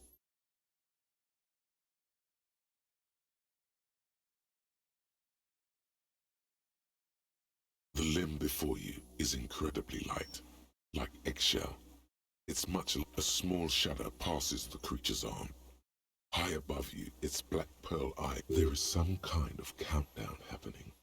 As it slowly the stimulus overloaded it. It's pulsing like an extent. The antennae hang from a great height. The sensation is electrifying. It is surprisingly delicate. The curly end of the whisker looks like someone's got hurt in a fight. This antennae is much smaller than the other one. Be careful, detective. It's moving. You were right. It glistens with some kind of moisture. The creature in front of you stays. Another shudder pulses through the creature's limbs. It jolts back to life, like a record continuing where it left off. No reply. A total ancient. You were right. Little bubbles form. Careful. It may be poisonous. The foam slowly turns. Something stirs in the insect as you begin to back off. It seems to also take a step back. Something tells you the next time the arthropod follows you with its antennae. As you back off, the cracks and hisses of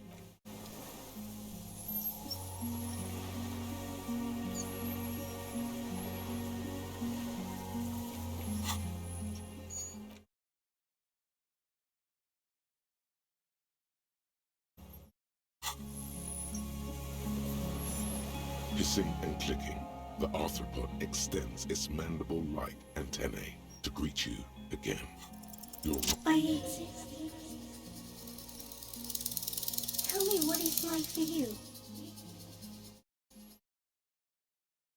Then I will tell you what it's like for me. What is your illness? I smelled it as soon as you stepped on the island. Strawberries. Now I will tell you how it is for me. Shapes of plants and animals. And internal sensations. I am at the end of a narrow funnel. Weightless. So light. It only feels like something to be me. Few of us can begin to imagine the horror of you. It's all of creation, even when you're sleepy. And when you wake, you carry it around on your neck. Like that must be incredibly hard.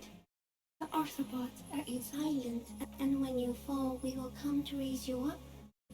But from you, In honor of your shit, Lieutenant Ifreter, which you kept together. Detective. Arriving. On the scene. so am I. I was born to detect sucrose rewards and semiochemicals. What were you born to detect? I can also detect pheromones. The ones on you tell me that no, you are awake. I am real. Light is not even the birds know that. Not even the water lily.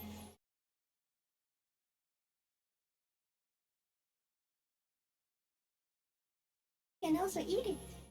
If it's a leaf, you can put it in your mouth. Yum yum. Or read. I am an unknown species of the order Phantasmodia, endemic to the Insulandian Insula. For the last 350 years, I have hidden in plain sight, masquerading as the reeds, molting, no one unnoticed by the first settlers and the land surveyors of the suzerain, also by the soldiers of the revolution and the officials of the occupation.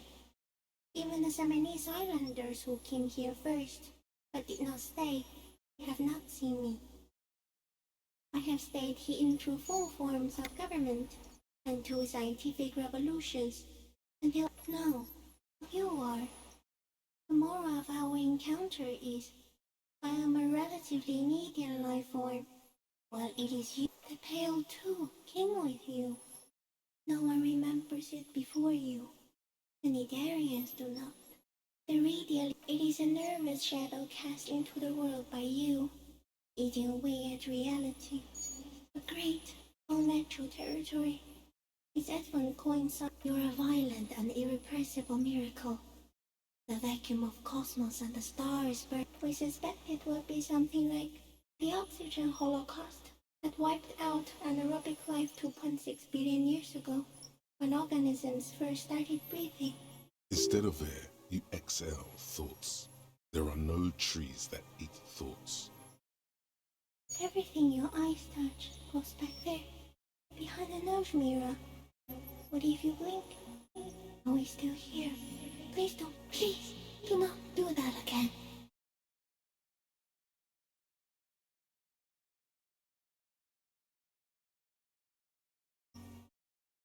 So it is already happening. Soon, one of you will close your eyes and open them to see that none of this ever existed. It doesn't look like that now. You're just staring at it.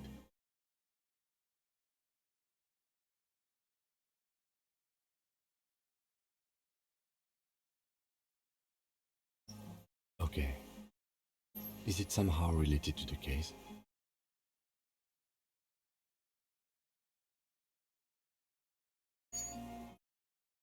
I think you should back away from the unstudied species now.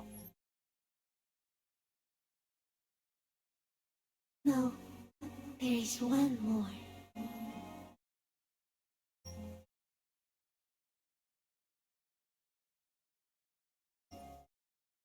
Thank you. I also have one more thing to say to you. That woman, turn from the ruin. Turn and go forward. Do it for the working class. You cannot lie to me. Behind you, it smells of fires. So awfully far you were prepared. She was middle class. It doesn't take a 3-meter stick insect to tell you that.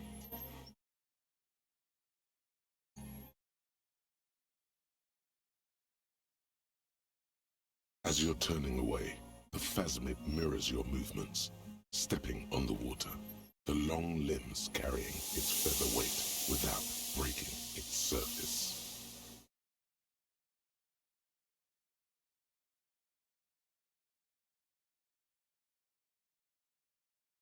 And just like that, it's gone, skating away across the sea's calm mirror like a skipping stone. And something under it, in the place it stood, bobbing there, among... It's gone.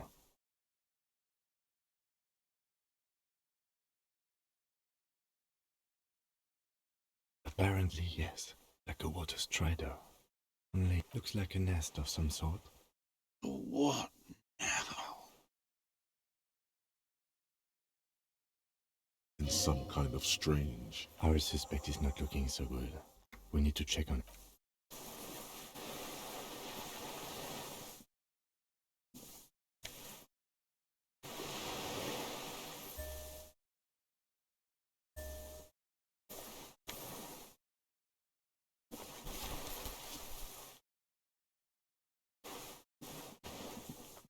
What is it? What do you want from me? I can't go. See. Mr. Doras? The man does not respond. He keeps staring, black eyes with fear and like an addict of some terrible substance. A light shiver passes him, followed by nothing. He's going into some kind of psychomotor immobility. The good news is, this solves our transportation problem. The trembling mouth appears to... Between this and the broken tire he's used for a boat, I think it's safe to leave him here, while we go and get help. It will need to be medical first, I'm afraid. Old age and shock. The appearance of the Phasmid, in conjunction with the stress of the arrest. He spent his entire life here. For him to leave would be... He stares into the reeds. Your word, nothing. If Kuno kicked it into the sea, as he said he did, the ebb would put it back here. This makes sense. Mr. Dross could have picked it up. No reaction. Let's have a closer look at that after. I lost. He turns his eyes to the reeds again. He lost the scope. But this site is a T9, Mr. Dross. Silence. Not you've gotten all you will out of this poor being. The plastic cape flaps around his face. The strength has all gone out of him. Just frail old... We should think about getting back to the mainland. To get help. He'll be safe here. If we don't...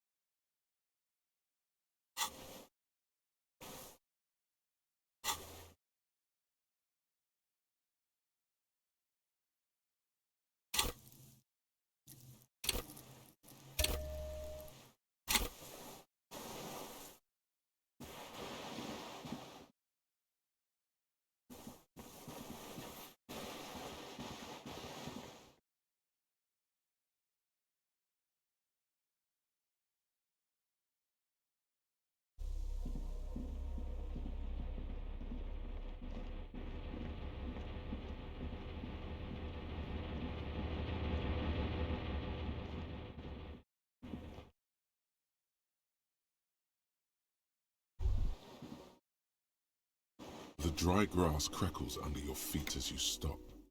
Far away, birds' wings touch the stills. The flock of quail departs, now more than 100 meters away. On the islet, there is almost no wind, just the light movement of air through the reeds. Bulrushes swaying like a silent orchestra tuning, of great importance to the few who attend. Air flows out of a pillbox window. There is very little there. The air cossets flap, a silent hiss. Sea air moving through the faraway roar of the city. distant like today's dream. Before it, a jitter, a sound impatient to happen. You hear some kind of limb fidget. No, it's a low hum. Yes? This is where a lesser man would stop to think of. I have. Is that why we're stopping?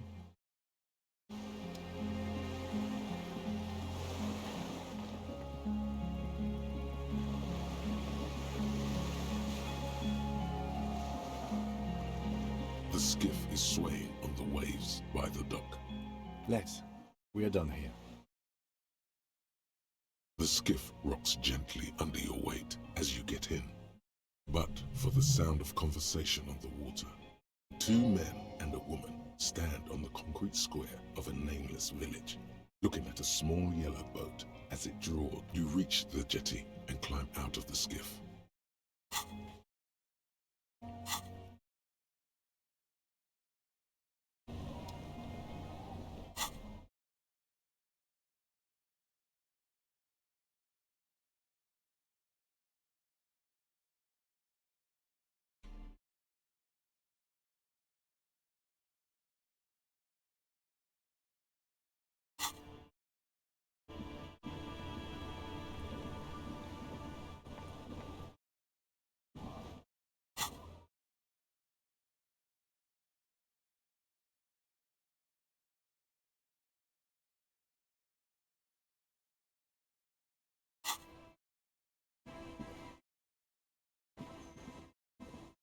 Look what the tide brought him.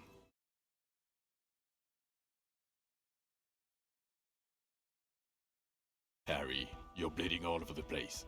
Whatever this is, it is completely unimportant compared to what. This is the man with sunglasses from the whirling in rags. But where are his sunglasses?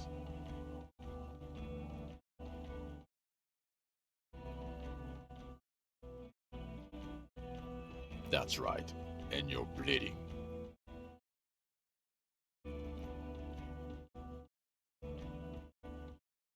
Hello, I'm Trent Heidelstein. I believe we've met once. I'm your goddamn partner, Jean Vicomar, and this is your special task force. Or what's left of it. Special Consultant Trent Heidelstein. Hi. We've come to scrape what's left of you off the pavement. Lieutenant Kim Kisuragi, Prison 57. We've just come from the... We might need your help with something later. As if he recalled that he's in fact a decorated police lieutenant. But this is clearly a departmental matter, so I'm going to leave you to discuss it among yourselves. It's good to meet you, Lieutenant Kitsuhagi.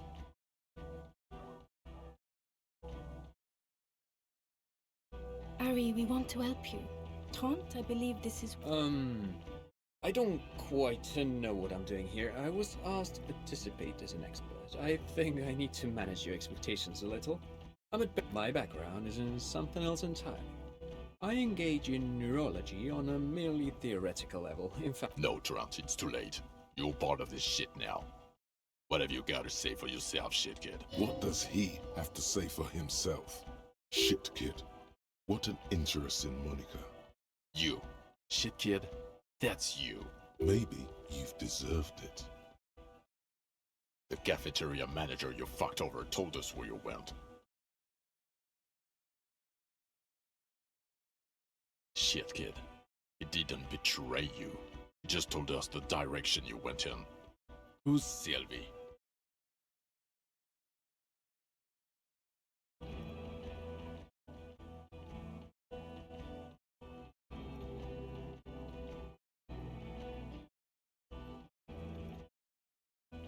Strange.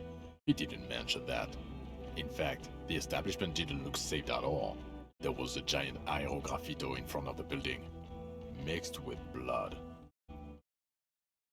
I don't know. It had shit kid written all over it. Guilty as charged. I heard you'd lost your mind and your memory. I wanted to see if it was true. And it was. Good work, Harry. You're insane now. There's one less person for me. He was too sarcastic for you to realize who he was.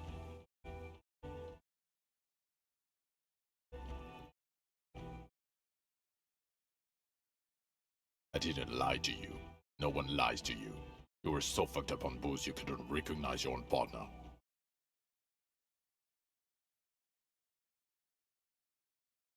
Lieutenant, my name is not Horse-Faced Woman. It's Judith Minot. I was assigned to your unit 2 months ago. Right, sir. Yes, I'm Tran Heilerstam. I never said I wasn't Tran Heilerstam. Again, I was asked to... He's here to see if you're insane. He is smart. Let's move on. Duped? Hey, here's a brilliant idea. Don't be a morbid drunk and you won't be duped so easy. Yes, I'm still Kinkisoragi. Still caught up in this crossfire, too. Yeah, Major Crimes Unit, under Lieutenant Dubois and Vicamar. He doesn't remember. See? He really doesn't remember. It wasn't a sick joke. Yeah, that's very good. God damn it, Harry. You told us to fuck off. You said we're cramping your style. Your detective god. Fuck everything. All we burn. Detect or die.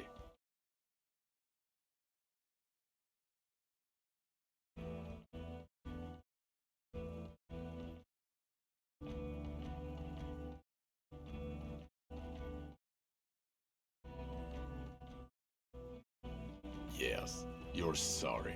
You're the sorriest cop who ever lived. Nothing has changed, Harry. I've heard this repentance shit a million times over.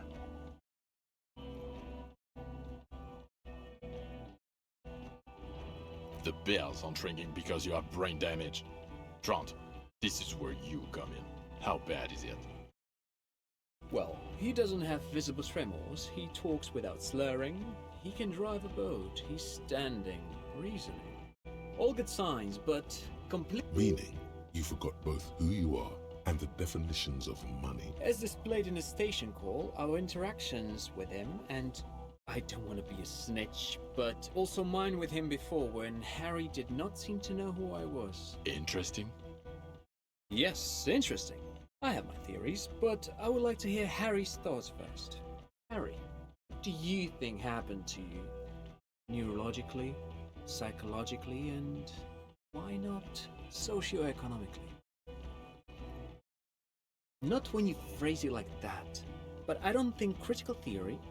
I know everyone thinks this is far-fetched pink academia, but still, I don't think... What? He lost his memory because of capitalism? No, not like that. I'm not talking Vrede for school here. But Harry, I asked you, what do you think happened? He's getting better. And I can confirm that he drank a lot of alcohol prior to it. I believe he drank. People do that, especially this one. What they don't do is forget their whole life because of drinking. But Detective Vigmer, he has blanked out before. Yes, a couple of times. After some of the more serious... So you don't remember, not... Interesting. So at first he dipped his toes into it, prepared. That's where he would have gotten the idea, yes. What do you mean? Well, here's my theory. What if this is an absolutely normal reaction to the world we're living in? What if this is not a significant anomaly at all? Something to be explained, approached as a defect? Look at the sensory input here. Look at the ruins, the neon. Listen to the radio, the multitudes, the people. Live here for 40 years. As a police detective, he's like a magnetic reader on the world team, to borrow a known metaphor. Harry's been put hardwired to the free market. He just needed for it to end. Okay, Trent, thank you. That's absolutely meaningless. I'm glad we brought you. Will he or will he not be able to work in the Major Crimes Unit? Is he a cretin now? I want to know that. He's not a cretin, and he is able to do work. If not in his previous leadership role, then as a line detective. Leadership, now.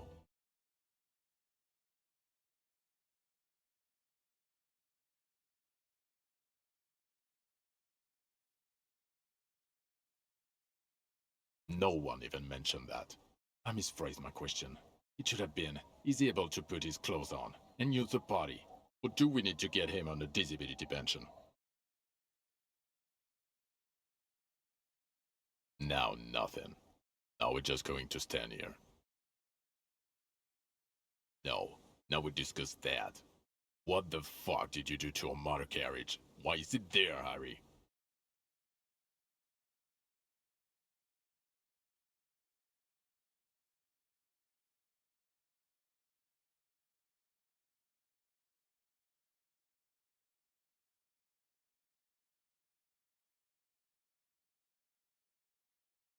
Ah, so refreshing. He just admits it doesn't matter. Your badge, Harry. Show me your badge. The thing that tells people you're a police officer.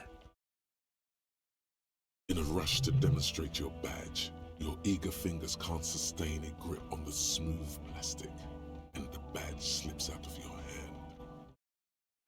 Patrol Officer Minna picks it up. He found it. It's his badge. And your gun?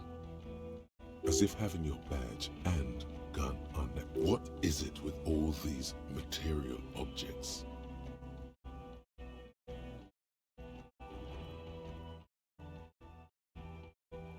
You're drunk, aren't you? You lost your gun and you're drunk. You're a drunk, gunless bum. We're not talking about the fucking gun anymore. We're talking about the vaporized cloud of ethanol coming from your mouth.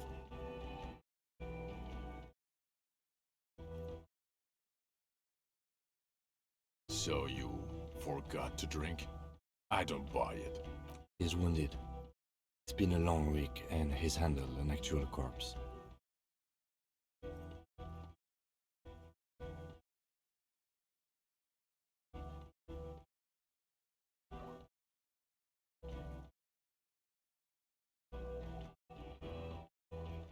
A bit of a week? You're drunk, and you let a suspect escape, a certain Clasier, because you were too drunk to assess a flight. We've read the report, Sari. Lieutenant Kitsohagi's. We know.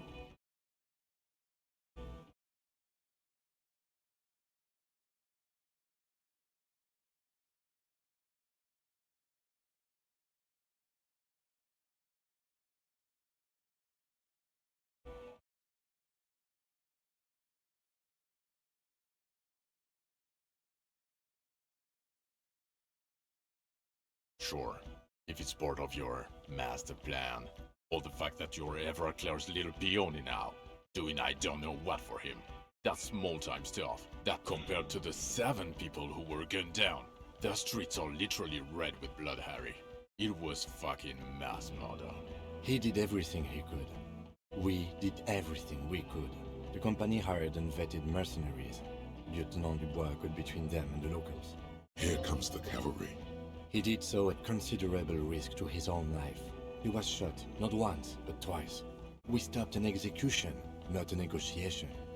The loss of life was minimal compared to what it could have been.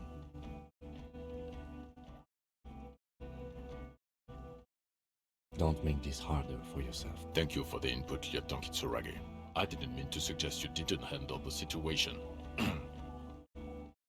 He thinks of apologizing, but decides. You've spent the week with him on this case. What? On Lieutenant Yofretor du... Well, the drinking, the gun losing, also losing the badge. That's all true. Although he has not been drinking on the job this week. See? 1 week. Then there's the self-flagellation issue. He likes to apologize, profusely, making it sound like he's guilty of at least first-degree murder. It's not a good communication strategy for an officer. It's worrying, especially considering his political views. Detective Dubois is, as you may know, a Mazovian socio-economist. He wants to liquidate the ruling class, which, again, for a police officer, is a You should yell something.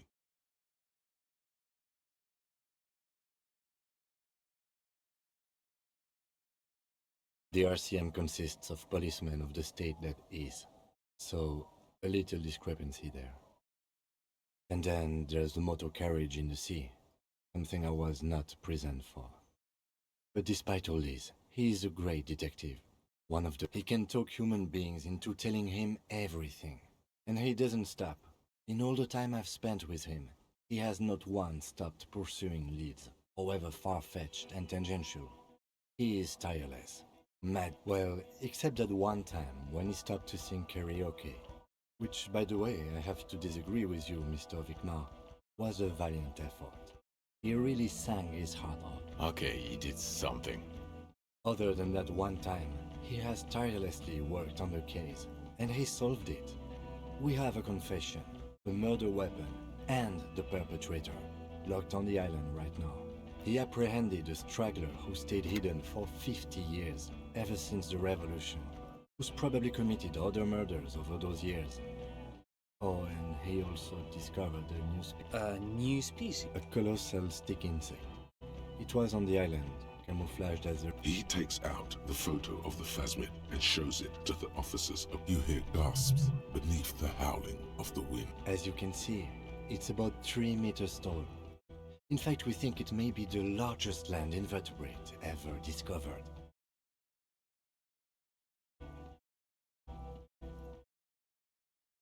Fucking hell.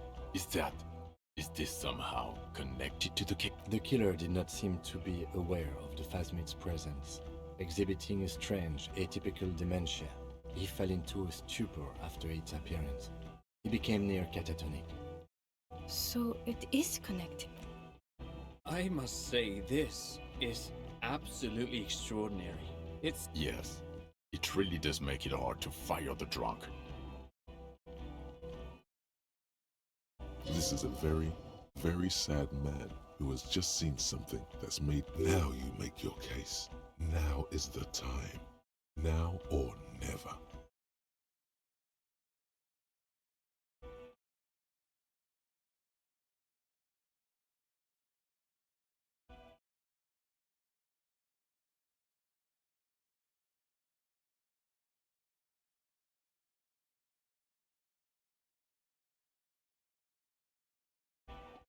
I don't want to, but you discovered a new species and solved the murder. So I have to. Anything that ends the trial is okay with me. Agreed. The public relations potential of this is too valuable to let go. Okay. We have vehicles in the square, and the perpetrator needs to be taken into custody. Let's go. Now you will finally get to know who you are.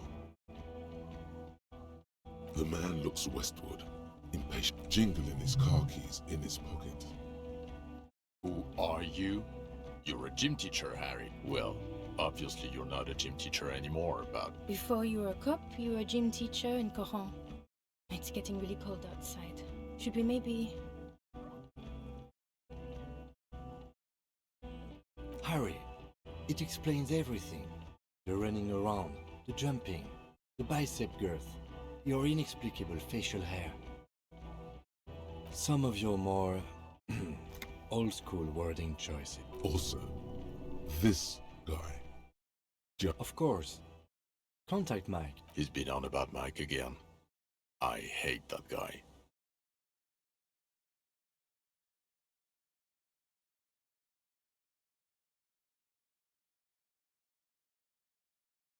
The regular. You found some chick. She inspired you to fight the big fight. You, every morning, walking from Voyager Road to teach gym. She. Yes, you taught gym in Cool. I believe that's the term. Taught gym at a high school. You were a high school gym teacher. The smell of sweat and glue. The worn floor. Kuro is just east of Jamrock. It was a short walk every morning to the high school. Harry, your goings-on with Kuno, Andre, Acel, the whole thing on the ice. That's why you are so juke. His smirk suggests barely contained laughter. I knew it. I knew no normal human being can run like that. He's an honest-to-God gym teacher. Us? We're the bloody murder station, haven't you heard? That's not true. Jamrock is too big for one precinct. You're just understaffed, and everyone respects. Thank you, Lieutenant. You're being kind. It is an understaffed station, and the district is too. Get back to it. We left Torson and McLean to run the Sea Wing. It's not good.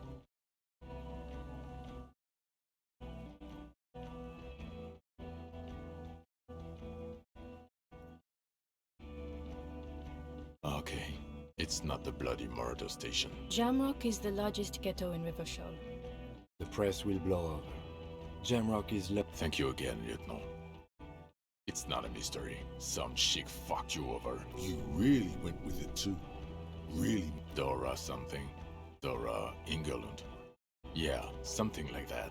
Vasa is where beautifully and impossibly blonde people come from. No one is married anymore.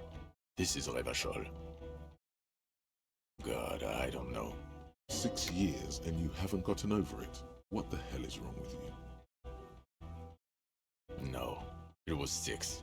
Like, and so have I. You bitterly dropped dearest Dora and really tore me a new one. The special consultant glances at his wristwatch. Well, first I will go back to my station and write the most detailed report anyone has ever seen. Detective, we just stopped a small-scale war. Something is happening to Revachol. I don't know what yet, but it's going to be a hard spring for the RCM. We need to get ready, infiltrate, talk to Captain Price. I'd rather not ruffle the feathers of 2 captains with my doom-mongering. Work with Price? Would fit him. And crazy enough. Can take the stress. This truly came as a surprise to him. Not a bad one. Flattered? You're Lieutenant Kitsuragi. We would be flattered if you even I would have to tie things up in GRIH first. But, I mean, whatever is coming, Jamrock will be more central to it. And we also have a huge caseload, Lieutenant. Piles that we... I do like the sound of that. He's really considering it. Good. Fuck it, let's go.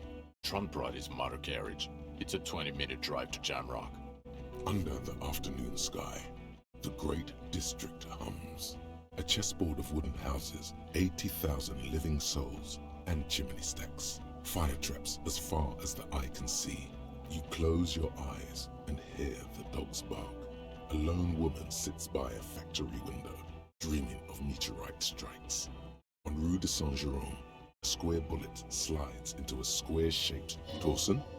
Yes. McLean? Yes. Heidelstein? No, really? Nick Gottlieb looks up from the list. I hear he's unstable. You say that like it's a bad thing. Captain Potomny Price gestures with a ballpoint pen. It's dim in his office, and the curtains are drawn. Harry's our man. He'll pull through. When he does, he'll side with the people. Understood. Gottlieb returns to the list. Minnow? Of course. Wonderful. Then can we please just go back to Jamrock now?